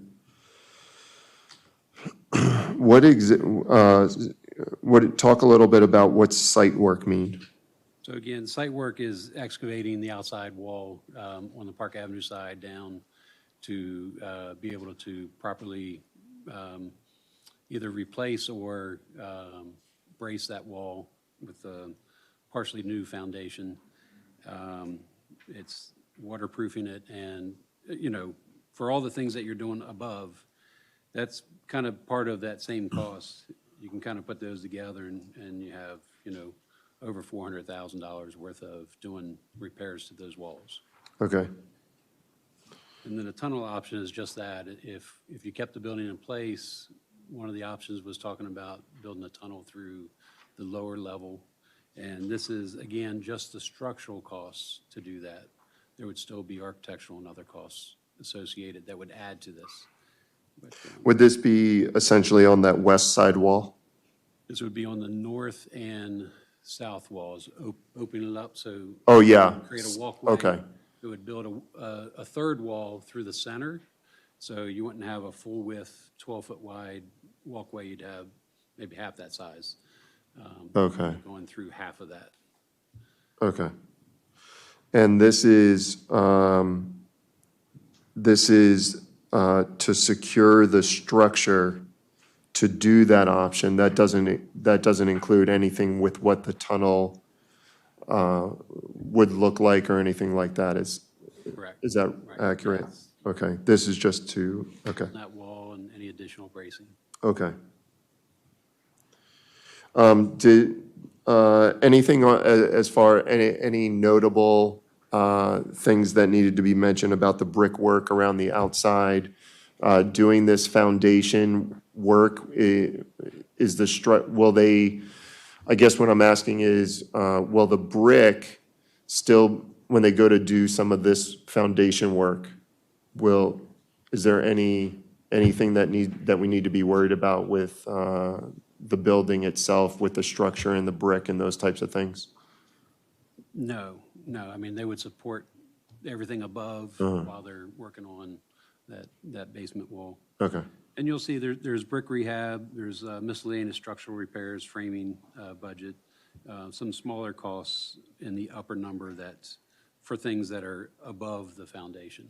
But again, the majority of those costs are for the foundation walls. Okay. Those, at least for right now, conclude my comments or questions. If there's any other council member, and then if the mayor has any comments. So Barney, based on this report, can you just give a high-level sort of health check of the building? I mean, obviously, there's a lot of structural damage that needs to be corrected, but overall, we've had a lot of conversation, about whether the building is on the verge of falling down. Like, how sound is it currently? Goes to the first question of the task force. Is this building in imminent danger? which is a hard question to answer, and I don't think Albrecht had answered it specifically like that. Yes, because there's a lot of scientific sort of data in here that high level. Right, so you have 20-inch wide walls, 20-plus inch wide walls. You can see there's deterioration on the inside and there's deterioration on the outside of those walls. There's some better, when you look at the core samples and the long cores that they drilled out and pulled out, you can see towards the center, it looks a lot better shape, though there were bricks in just about every one of those cores, which means all throughout that foundation wall, they kind of threw bricks and other things in there that kind of break down the integrity of the wall in total. But when they did compaction tests, they chose the best 6 inches of each of those cores to do a compression test, things like that. So they didn't pick like where the brick was. They picked, where it looked better. And those came up, in the neighborhood less than 2,000 PSI, where she pointed out today's standard is 4,000 PSI for concrete walls. There was some history looked at as many, in the past, structures do have walls that are designed for, 4,000 PSI, not just today's standards. But there's no rebar in those walls, so they were saying compressive strength is pretty good. Still, even though they're lesser and it's deteriorating a little bit, it's better. That than like the lateral loads where you have the water of the ground pushing against the wall and there's no rebar to help support it, hold it together. If that wall were to continue deteriorating, then, at some point, theoretically, it could get to a point where, it won't hold up. But right now, I don't think anybody's saying that it's in imminent danger, but again, that's a hard thing to say, to answer. Thank you. Did that answer your question? Okay. Councilmember, did you have any questions or comments? I do. Thank you. I must say that I did a review of the report. There were 2 versions of the report. There was a December 4th draft, and now there's a January 3rd committee's draft. And I saw numerous differences in content between the 2 reports.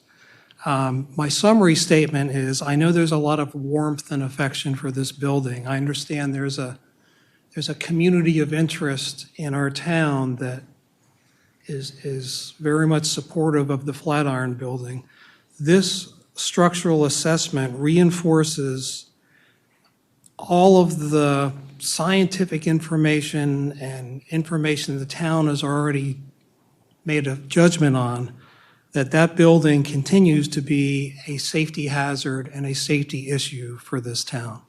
I see nothing in here that changes any of my conclusions and assertions on the building. The town itself has put out communications saying that the foundation is crumbling, there are air quality issues, there are issues with the building and its location on Main Street. I'm going to just read over a couple of key sections of the report that kind of emphasize what I've seen. So on page 3, the end of the first paragraph, and Barney, you alluded to this, but it says, again, about the core samples, brake tests yielded compressive strengths from 376 pounds per square inch, PSI. The sample had large pieces of stone in it, to up to 1,785 PSI at a section which appeared to be more standard concrete. The typical strength of concrete for a foundation wall using modern codes would be 4,000 PSI. No rebar was discovered in the concrete. This tells me you have a structural issue with the basement wall foundation.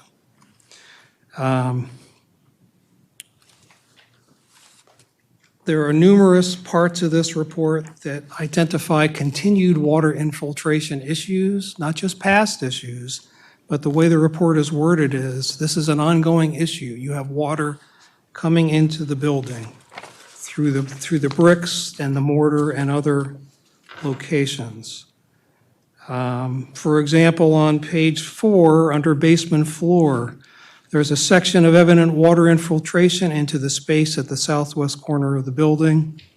Also evidence of water infiltration at the south wall of the building. The brick walls have loose and deteriorated mortar and should be removed and the mortar joints repointed. You also identified that there are loose bricks, and in your cost estimate, you said you estimated 10%. I don't know, how did you come up with a 10% estimate? Is that just, how did you arrive at 10% of the bricks needed to be replaced? Just from a visual, I mean, just looking Okay. at it, I mean, a lot of the bricks, you know, the mortar looks in fairly decent Okay. condition, but if you're going to tuck point and want it all to look the same, Right. and you want the mortar to look the same, you'd probably tuck point the whole building. Okay, so that tells me, just looking at it from a safety standpoint, you've confirmed that there is loose mortar. You're saying there are loose bricks. Should people be walking next to the Flatiron Building, or should that be fenced off because something potentially could fall? You don't have to answer that, but that's a thought. I don't know if it said loose bricks. I think it said mortar's missing or deteriorated or just there's holes there, but. I think I could doesn't find mean- it. I think it said some loose bricks need to be replaced, but I want to move on. Okay. Page number 5 talks about, in the middle of the page, framing. The existing roof framing should be reinforced and repaired where deteriorated or incorrectly constructed. So you've got some incorrect construction of the framing. Under roof, the next line down, the existing roof is likely near its life expectancy and should be replaced. And it goes on about that. So the point is, you've got significant basement foundation issues. You've got brick and mortar issues that's allowing water infiltration. You've got a roof that's going to have to be replaced. You've got major work to bring this building up to some sort of a usable standard. Let me keep going here. Page number 6. The top of the page, it says, if there were an increase in the lateral loads of more than 10% or the gravity loads of more than 5%, the building will require further structural evaluation and strengthening of the building to make it code compliant. So my question is, can you tell me what 5% means? So currently the building is approved as an office space. What's an extra 5%? Is that 20 people standing in the room? Is that 30 file cabinets at the top floor? Because one of the options was to use the third floor for storage. I think we need to know, tell me what a 5% increase in gravity load means and a 10% in lateral load. I think that's important information. The next point I want to make, and perhaps there's a good reason for it, and I've talked to you informally about this, but here's an example of wording changes, and I'm just a little suspect about the wording change. This says, gravity loads more than 5%, the building will require further structural evaluation and strengthening. The original draft report said, loads more than 5%, the building will require a full structural evaluation and strengthening. So the word full means comprehensive, thorough, exhaustive, all-inclusive. The words further evaluation means something a little lesser. So I just want to make sure from a safety standpoint, we're not cooking the books here where the original contractor draft of the report says X, and we're softening the wording and the follow-on reports. So that's another comment. Last comment on page 6. There's new language here at the bottom that says, note that the analysis of the existing concrete basement wall was for theoretical capacity only. The existing wall has evidence of poor construction throughout based on concrete samples and historic photographs. That's a new statement that wasn't in the original draft. And I have to say, the main structural evaluation component of this study was the core samples of the basement wall. And we just reviewed what that meant, and they're not up to the 4,000 PSI current code. That seems more than theoretical. That seems like you've got a serious structural issue there. It's not just theoretical. So it seems like a little softening of the language because I don't know why. Last question on the cost estimates. So you're looking at a total of over $500,000 for all this work. And you said these are order of magnitude estimates. So to me, order of magnitude means it's not 2 million, it's not 100,000, but it could be up to about 1 million. You're at about a little over than $500,000. This could sway up to about $1 million. In terms of order of magnitude, that's what it means to me. So, and this is just for the basic structural repair work. This doesn't include pouring and adding sidewalks and patios and steps and all the internal works of the walls and the interior work. So I hope it's obvious, but this is a major capital improvement project requiring a lot of remedial work to get it up to code and into a useful form for the town.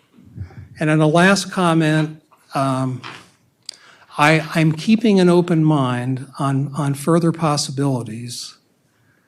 I stick with my holistic approach based on what people have said in the town survey and other lines of evidence. But my position is, if that building stays where it is, without any movement, you have safety issues associated with the building and with the narrow roadway and other issues. You're really kind of shortchanging the future of the town in terms of what Main Street could be, in terms of walkability and revitalization of the town. So perhaps there's another solution other than leaving the building where it is. But everything I've seen has reinforced my original point of view on the building. Thank you. Just ask one general question. And so just out of curiosity, the report dated in December, who drafted that? The architectural company? The structural engineer? Yeah. Yeah. Okay. Yeah. So here it says committee's draft. Who drafted this? So to explain that, it's not the committee's draft. The only reason that is I had sent the original draft around to all the council, the mayor, some staff, and the task force. Besides needing a cost from Steve, I had received no comments from the council. I did get comments from the task force. And committee's draft, I think, just meant, it doesn't really mean it's theirs. It just meant that it addressed their comments. So what we should actually be working off of, though, is... The January 3rd is the most recent report. Yeah, but this includes input outside of the engineering company that we hired. For clarifications, and that's really what they were. I mean, I can go through Steve's comments if you want me to. No, but should we not at this table be working off the actual document that the engineering company prepared? Most of the changes were staff comments, not committee comments. Okay. Can I jump in? This is a stream of consciousness comment, okay? But what I would recommend is, I think from a town government perspective, we really want an independent assessment. And you don't want an appearance that your independent assessment report was adulterated in any way. I would be comfortable if you took the December 4th draft filled with however many typos and imperfections. That's the product you got. The cost estimates, let me ask you, the page you have of cost estimates, is that the exact format and content that they gave you, or did you modify any of that? There was no modification to the costs. Okay, so I would take your December 4th original draft product that was the deliverable. I would take the cost data, put those together. I would put an appendix that shows that it was the original work scope that the town proposed. You could write a short forward section that says, the town did this, here's why. These are the original assessment results the town received. That should be your report, not this modified committee member wording changed report. That's what I would do if I were in town government. It would make me more comfortable doing so. As an engineer for the town, I disagree. I'm Okay, sorry, that's fine. respectively. We get reports all the time. I comment on engineering's reports all the time. This was the first time I received it, and because of the short time to the council meeting, which the council president wanted at this meeting Right. and wanted by a certain date, I had to send it out to everybody before I could even make my own comments. That's why you got the original draft with the errors, everything else. Otherwise, you wouldn't normally see that. But it's not correct. It's draft. Okay, even the engineer changed some of the things on their own because they wanted to, they said it hasn't been fully checked by their own company, obviously, because, again, there's spelling errors, among other errors. So I would disagree with that, but I would be glad to send or copy you or add to the report or whatever, any comments I've given them, which includes committee's drafts or comments. Again, they all filtered through me. And the idea was to keep this as requested, completely separate from the committee, separate from the council, trying to, steer it in any direction. It was to be very, stand on its own. However, having said that, what you have before you is still a draft. It's meant for you to provide comments, and we can address comments still today. Comments can be made from outside. They address comments. Doesn't mean they're going to change it just because they said it. Bernie, I'm confused Yeah. because what we paid for was a structural assessment. So why is the engineering company giving us a draft for our input when they're the ones that should be providing us with a complete assessment without our input at all? I agree with that statement. We didn't pay for, to be consulted. We paid for a complete report. Okay, just to give an example, go to the comment about the full versus further evaluation. What I explained to Albrecht is this is a full evaluation. We are doing a full evaluation. The way I read it was only if there's extra loads or a change of use that they would do a full evaluation. That's not a true statement. They would do another or updated full evaluation if there was a change of use or additional loading put onto this building. They did give a full evaluation based on, so it was a clarification. For me reading it, I thought it'd be misunderstanding to a lot of people. The company agreed, so they made that change. So that was one of my comments. Again, this report gives you, I don't know why you're attacking it.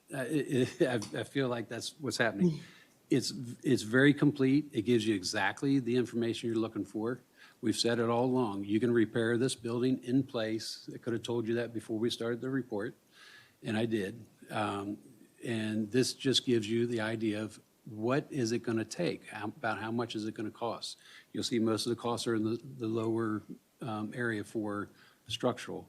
There are some things that will have to be done. The roofing would be an architectural element, so that's not included in the cost.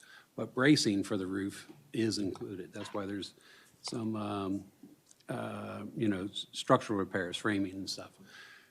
When it talks about you mentioned about on the roof, the structural on the roof, they're talking about the HVAC units.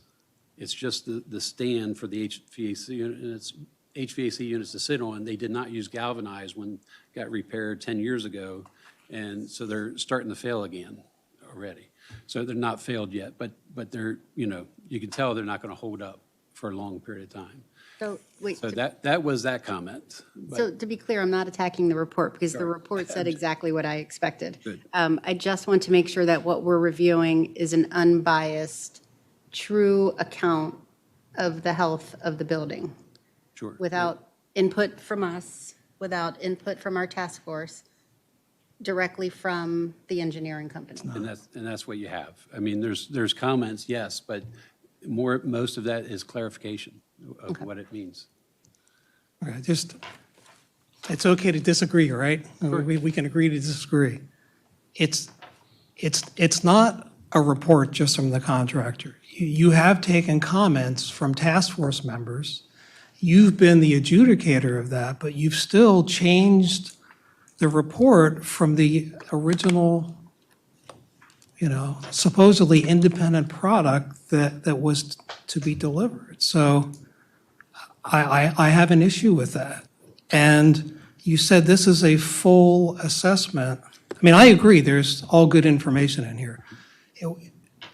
The report even says this was largely another visual inspection. They said, we didn't get behind covered surfaces. We didn't take any other samples. The real structural sampling was the coring of the basement walls and some ground penetrating radar and some other things. I'm just saying, it is what it is. It's not a full assessment based on what they said. It said the roof is going to need to be replaced in the coming years. I read that to be the whole roof. I'm just telling you what I see.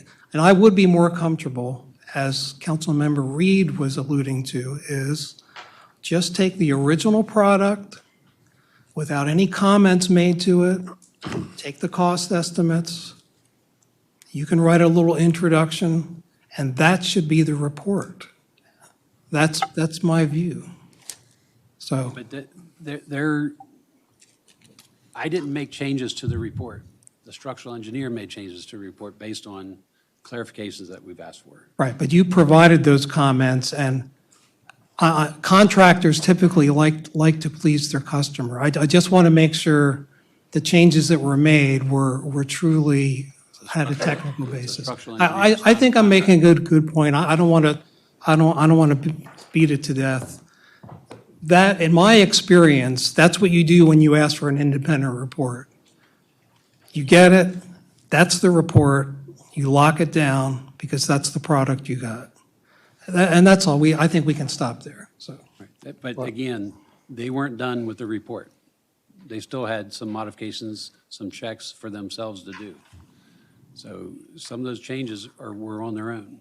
And and what I would have done is I would have said, contractor, this document is full of typos. If it's incomplete, you make the changes and make it complete, whatever you need to do, and then send me your final report. But that's just me. So I think we're done. I don't want to make us be here longer. Those are my comments. I mean, this is a very important study. It's a very important issue. And I got my views on the record, and I'm done. Thank you. Go ahead, Mr. Mayor, go ahead. Yeah. First of all, and again, it's okay to disagree, but I think you're being extremely unfair about the process I went through. It's not unreasonable for a contractor to come out with the draft assessment that Barney forwarded to all of us, and I sent some comments in mainly about typos, but I asked for a clear understanding, a statement that said that the building was not in imminent danger of collapse, which I don't believe it is. But that did not get added to the report. What we did have was a fully qualified town engineer review the report and make sure that whatever corrections and clarifications needed to be in it were put in there. So I don't see any problem with the way the report came about. And if you're that concerned about the original draft report, it was sent to you. And so pull it out, interpret it as you will. Using your favorite word, holistic, I'll elevate myself a little bit in drone coverage of the Flatiron. What I would tell you is that we know that bottom floor, we know those concrete walls are suspect. We know that, and certainly it's been verified with the brick being put in it and that sort of stuff. We knew that if we were going to redo this building, especially if we were going to put portals at both ends of it, that wall was most likely going to have to be replaced. As Barney explained it to me, they looked primarily over at the wall that had the water infiltration and not at the wall that was on the west side. And we know there's no rebar in there. We know it needs to be beefed up, and we know that the cost, which was verified in here, to make that building usable starts somewhere around $500,000. Okay. We also know that there was a concept that was brought up by a group of citizens. We know that there is a list of grant opportunities. We know that there are ways to make this building useful again. We also know that there's a cost of demolition if we demolish it. The question is really going to be a kind of a cost-benefit analysis, and some of that has to be subjective as to if we want that building to remain usable for the town. And in my opinion, it would be better to take advantage and go for grant opportunities and try to get that building restored, as opposed to taking it down and fixing whatever cavity we put in that street at that point. So, it's a difference of maybe opinion going forward, but in my opinion, it's better to capitalize on the citizens that have been willing to help and get this thing done. And nitpicking at this engineering study doesn't change the fact that we know the bottom wall needs to be replaced. So it could be worded per the draft on December 4th, or it could be worded in this document. Either way, we know there's about $500,000 worth of work just to get us started. Thanks. All right, thank you, Mayor. Barney, thank you for handling this. Larry, come on up, sir.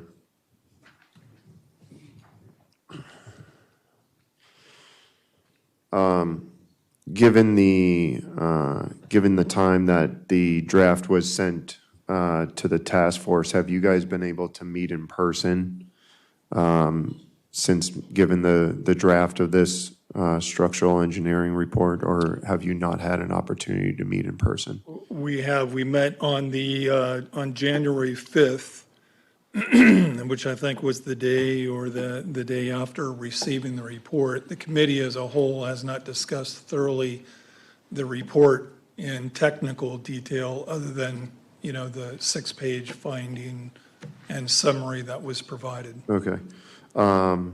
And I'm not sure, make the assumption during the holidays, did you guys have an opportunity to meet in December or no?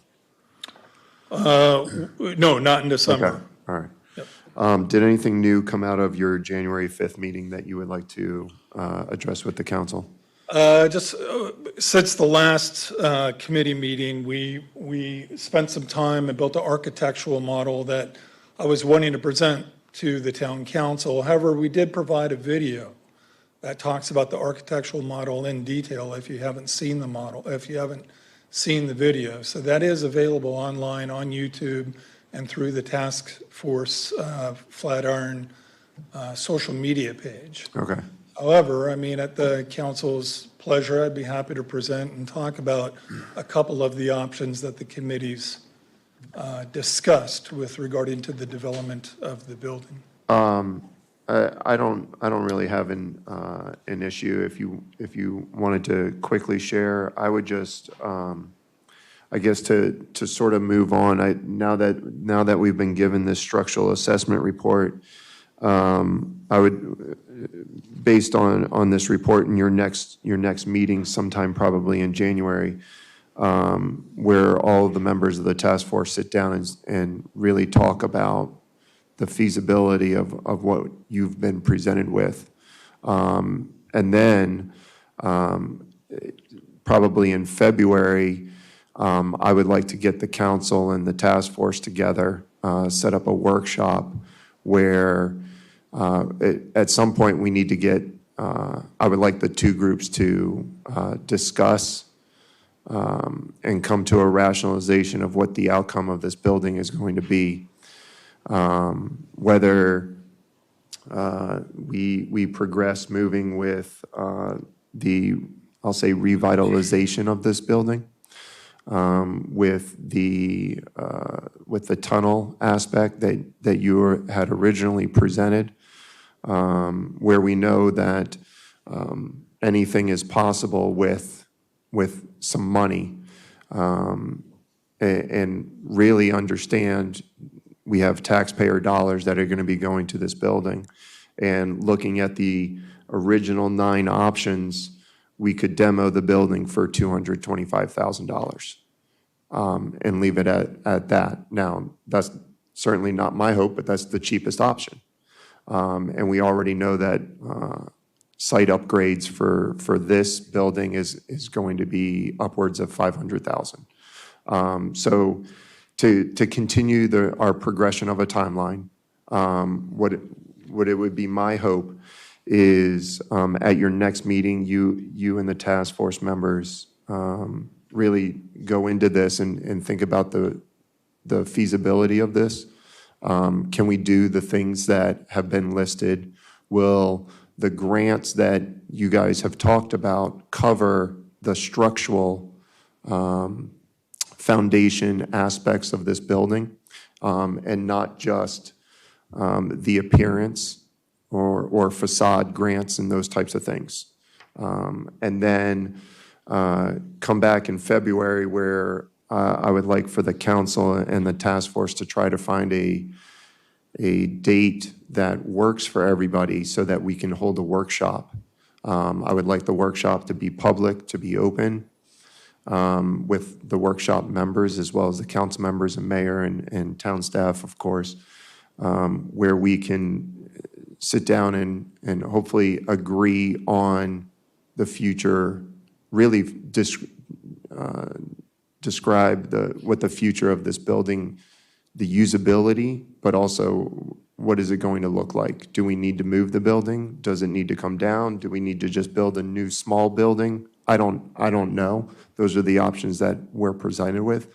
But I would like for this group and that group to come together. Does that sound? I agree. I think a workshop is an ideal situation, and I would suggest that we're prepared and would like to do that sooner rather than later. Okay. I mean, the committee has identified, and on the status report that was provided in conjunction with the funding and restoration plan, a lot of research and information has already been pulled about these grants and what they cover. We could discuss that at an open workshop, but, I suggest to the council that stepping into 2023, time would be of the essence. Should the council give the green light to move forward with any type of project, that applications, deadlines, and due dates exist in 2023 for 2024 money. Okay. And some of those are stepping up into February and March and April. Now, the council has talked ad nauseum about options of moving the building, restoring the building in place. We've had the engineering subcommittee. We've talked to the town engineer. We've built some landscape models and designs. So we're prepared really to have this type of workshop sooner rather than later. I don't know that it's necessary that the council or that the committee needs to wait until February to have another meeting and then do a workshop in February, but I understand that would be at the convenience of the council. I would love to book something tonight. Unfortunately, I don't have everybody here. I would suggest January, the committee would be available. So, okay. So what I'll do to negate any PIA and open meeting, I'll BCC everyone include Councilmember Munder as well as Councilwoman Galetti. I know that she won't be available until even next week. However, I'll BCC everyone. I'll also copy you and then mayor and town staff, or at least the people that need to be involved. And we'll see if we can get something on the books for January. I don't want to hold this up. I would have loved to have scheduled something this evening, but I will send that email either tonight or in the next day or so, and take care of that. Thank you. And I take the opportunity to let the council know, I mean, fundraising to date has equaled $16,660 just in the few months since we started. Sure. And the pro bono engineering assessment that was being done by Silman and Associates, really to measure ADA compliance requirements with historic restoration and preservation. I spoke to them today. That report is still pending. We should get it within the next few days. I'll send it immediately as soon as I get it. And then Okay. All right. we could perhaps incorporate that into the Okay. January. I'm very comfortable moving forward on those timelines. I think Yeah. you're in agreement as well. Councilmember Munder, I guess, has a question. Yeah, and a couple comments. So I've expressed this comment before. I continue to have an open mind. I've always said I've been guided by what all of the citizens in Mount Airy wish for the town. And I'm driven by the 2020 community survey. I'm driven by other avenues of information, but I think whatever happens to that building, it needs to reflect and have some alignment with what all of the citizens in the town of Mount Airy have expressed. I have had informal conversations with town staff, and I've attended some of the task force meetings, and I know at one of the meetings, the town engineer presented a fairly detailed presentation on the move the building option. And this is my recollection. What I heard from task force members was, these are my words, I'd say about 90% of the people that were in that room had an open mind about that potential option. So I guess my closing comment is I'm looking for a solution, a holistic solution, that it's all about the building, what's inside the building, how it's going to be used, what's around the building and how that's going to be used, and how it fits into Main Street and allows for safety improvements, i.e. widening of Main Street. If we can find a solution that addresses my safety concerns and shows all the citizens of Mount Airy that whatever path forward is capturing some of what they wanted. I mean, people said in the survey, I want a patio, I want an open area, I want a new building. I just think it's important that if we're going to move forward, it has to be something that everybody will support and feel like they got something out of that they wanted. And for me, a big thing is safety. I don't want to hamstring the future of our Main Street by just leaving that building where it is. That will not work for me, and I've always said that. But if something else can happen that suddenly allows for these other improvements, improves walkability, allows us to handle the safety issues with the narrowness of the road, cars getting clipped, all of that, perhaps that's a window for us to all kind of climb through. So to be thinking about that and how that would work and how supportive the task force is of that kind of an option. Thank you. Larry, Mr. Mayor. Thank you. Yeah, I mean, there is a cost to moving the building as well as a cost of keeping it in place. So we all know that. I just wanted to address Dick Swanson's concern. Yeah, the fundraising, I do agree. First time Mike Echo came to the podium, he said 50%. And at some point it was talked about the total cost of the of the engineering assessment. And the engineering assessment cost $25,500, somewhere around there? Yeah, okay. So, and they've raised 16,000, so I don't think, maybe it was misspoken on the video, but I think when you were talking about seed money, you're either talking about that or talking about money that was already in the budget, so. If permitted, yeah, I could clarify that. The committee has raised $16,660. As promised and previously discussed, that money is earmarked to reimburse the town for the cost of the engineering report.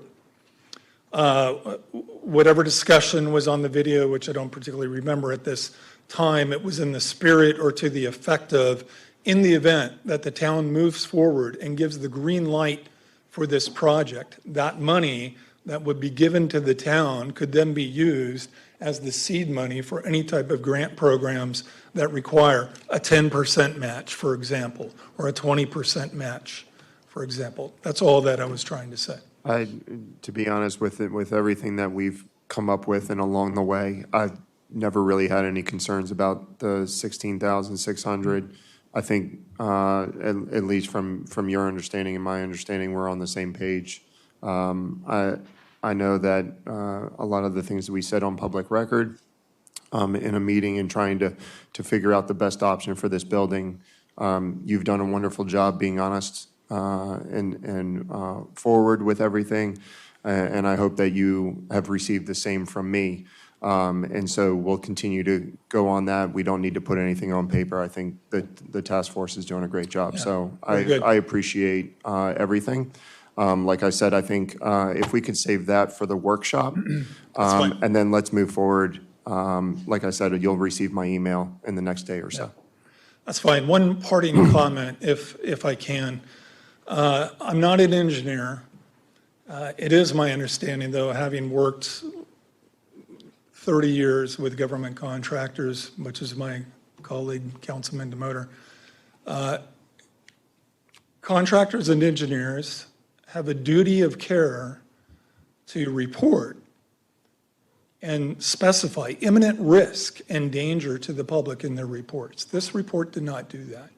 This report, just like the other reports, identified a series of correctable problems and fixes, either for the restoration or replacement of various aspects of this building, none of which was a surprise and none of which was unknown. I mean, the building itself, in the opinion of the committee, does not pose an imminent risk to the safety of Mount Airy. These are correctable problems, just like any other building, subject to rehab or restoration. And this report, in fact, provides a pathway towards success in doing that, either by keeping the building in place, excavating around it, replacing or repairing the existing wall, or by removing the foundation entirely and moving the building to another location. So to that extent, we may disagree on the terminology or expectation of imminent risk, but I just wanted to make that clarification. I do have a final question, and Larry, you alluded to this, and I've been asking these questions. So informally, my information is that the town has been pursuing getting estimates for how much it would cost to move the building. Do you have that estimate, and can you share it? I would defer to Barney, but Okay. yeah. We have started looking at the possibility of moving it. I can tell you it would be somewhere less than 400,000. So in the 300,000 to 400,000 range is the actual move. That's not excavating and putting in a new foundation. It's just creating a framework underneath the top 2 floors and lifting it up and moving it onto the new foundation. And so by doing that, you're essentially kind of slicing the building at the brick line, and that's what gets moved. And a lot of the costs associated with the findings of this report, because that was cost to put a new basement in, essentially. You're not spending the money there, and you can spend that money somewhere else. I feel like we're getting it maybe into some workshop stuff that we could probably, Sounds good. I did want the question about the cost of moving. Thank you. all right, thank you very Thank much. you. Thank you, Larry. Appreciate it. Next up on the agenda is the Charter Amendment Workshop.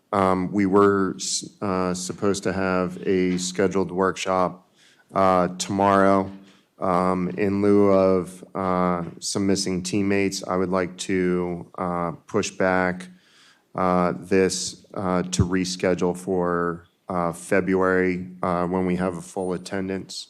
Does anyone really have any major concerns? This is the removal of mayor and council members and filling of vacancies. This is what is related to the 2021-6. Does anyone really have any major concerns?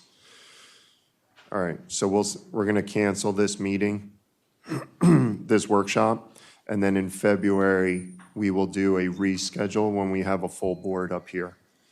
So if we could just make a note that I need to reschedule that, please. Thank you, Holly. Mr. Mayor, we'll go ahead and go to your report, sir. Okay, thank you, Council President. Appreciate it. Kind of a busy month in December, dashing around, making all the MML meetings and everything. So, but it was a good month for making connections and getting through all the fun of Christmas events. A few notes that I have down below. The Mount Airy Senior Task Support Group, MASS, is now moving forward on achieving their designation of becoming a age-friendly community.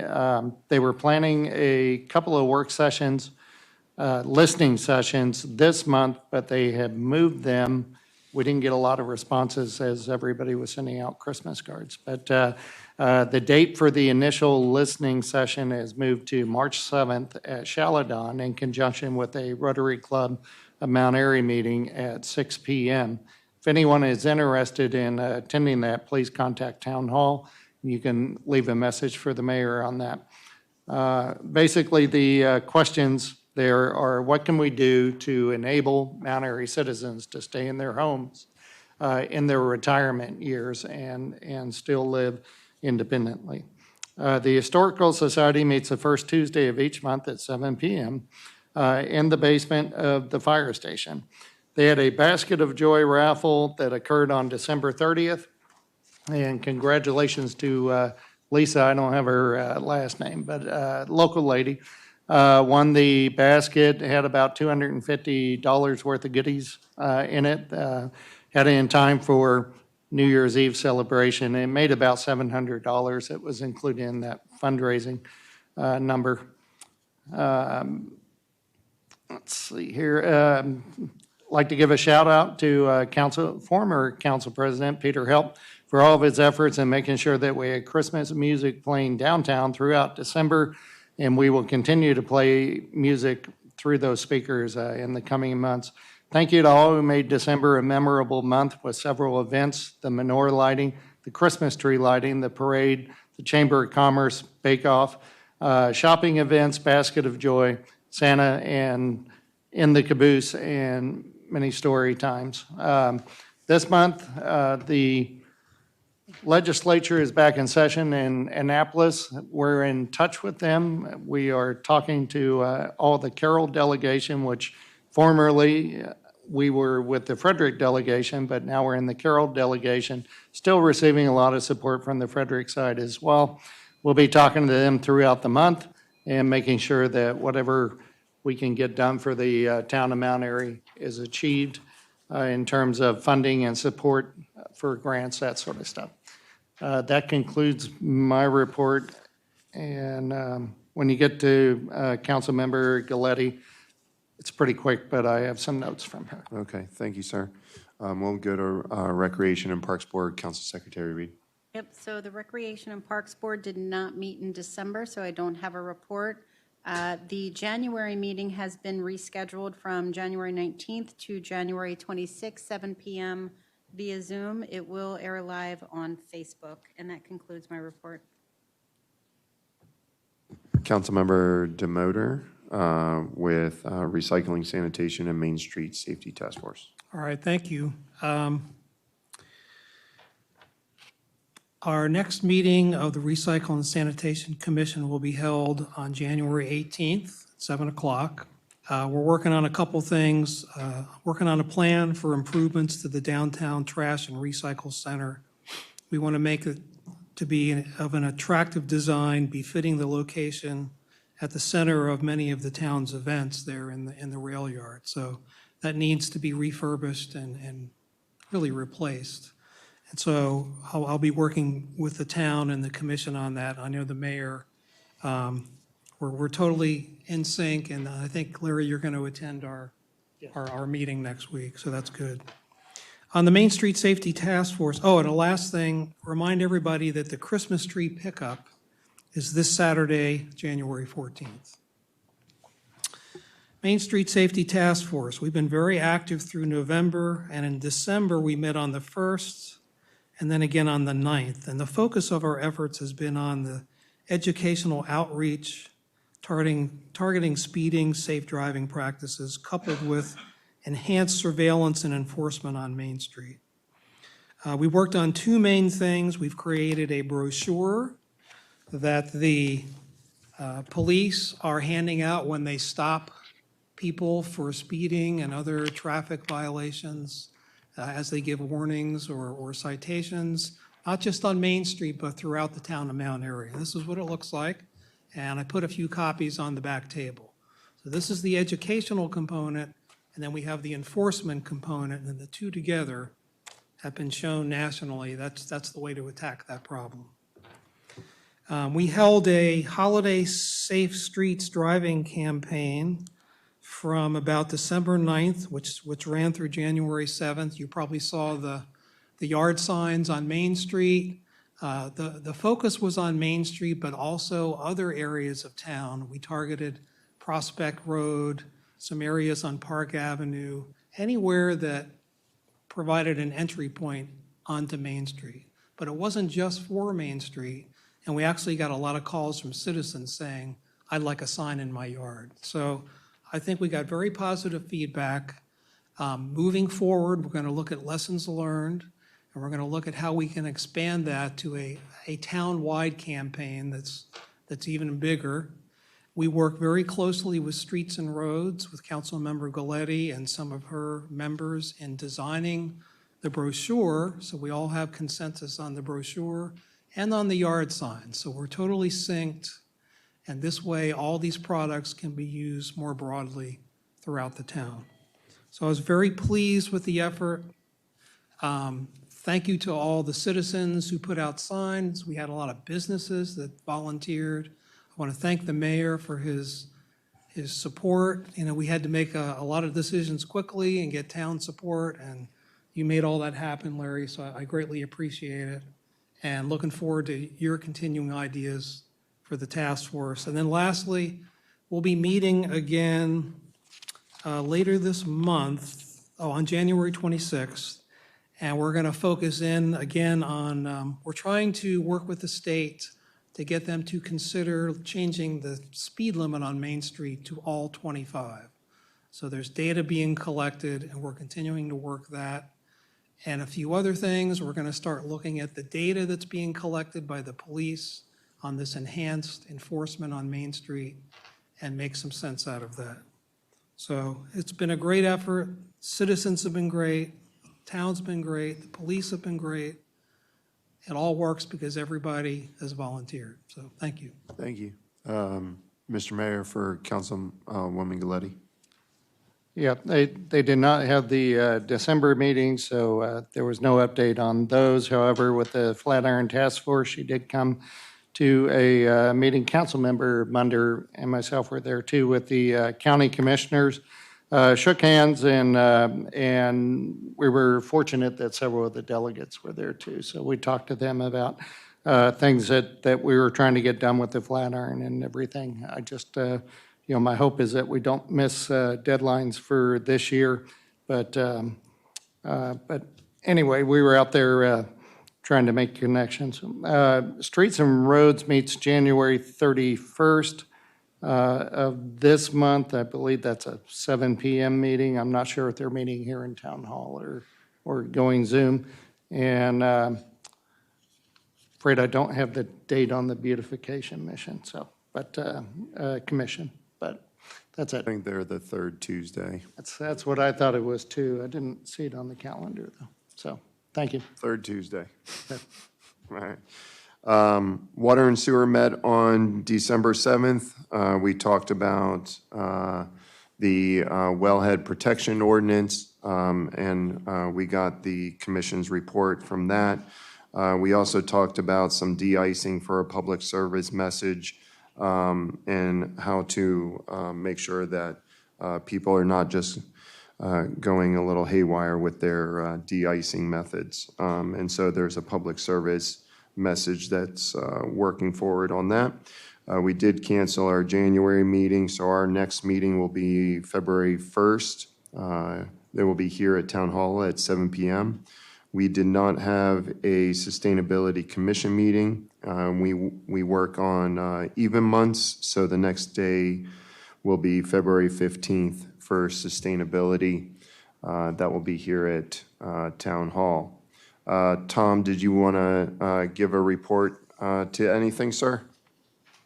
Sure, just two things very quickly. First of all, we did close just before Christmas on the WJK property, which is one of the two properties the town is acquiring for the roundabout.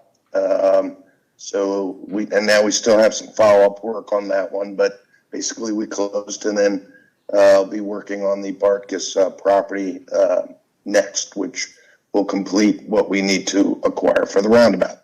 And then otherwise, I've been just working on a number of MPIA requests issued to the town, and in particular, to some degree, the Mount Airy Police Department. So that's it. All right, thank you, Tom. And then you also received a paper copy of the town administrator report. We also received an electronic copy of the code enforcement report. And we also have our zoning report as well. Thank you, John, for that. We will have two things during our closed meeting. The first being 3-305B, subsection 7, to consult with counsel to obtain legal advice on a legal matter. This is residential property in an industrial zone, as well as to consult counsel to obtain legal advice on a legal matter, which is the PFAS report. At the end of the closed meeting, council will be adjourned. So Councilmember Demotor? Aye. Aye. Councilwoman Reed? Aye. Aye. All right. Thank you very much, Mount Airy, and we'll see you in February.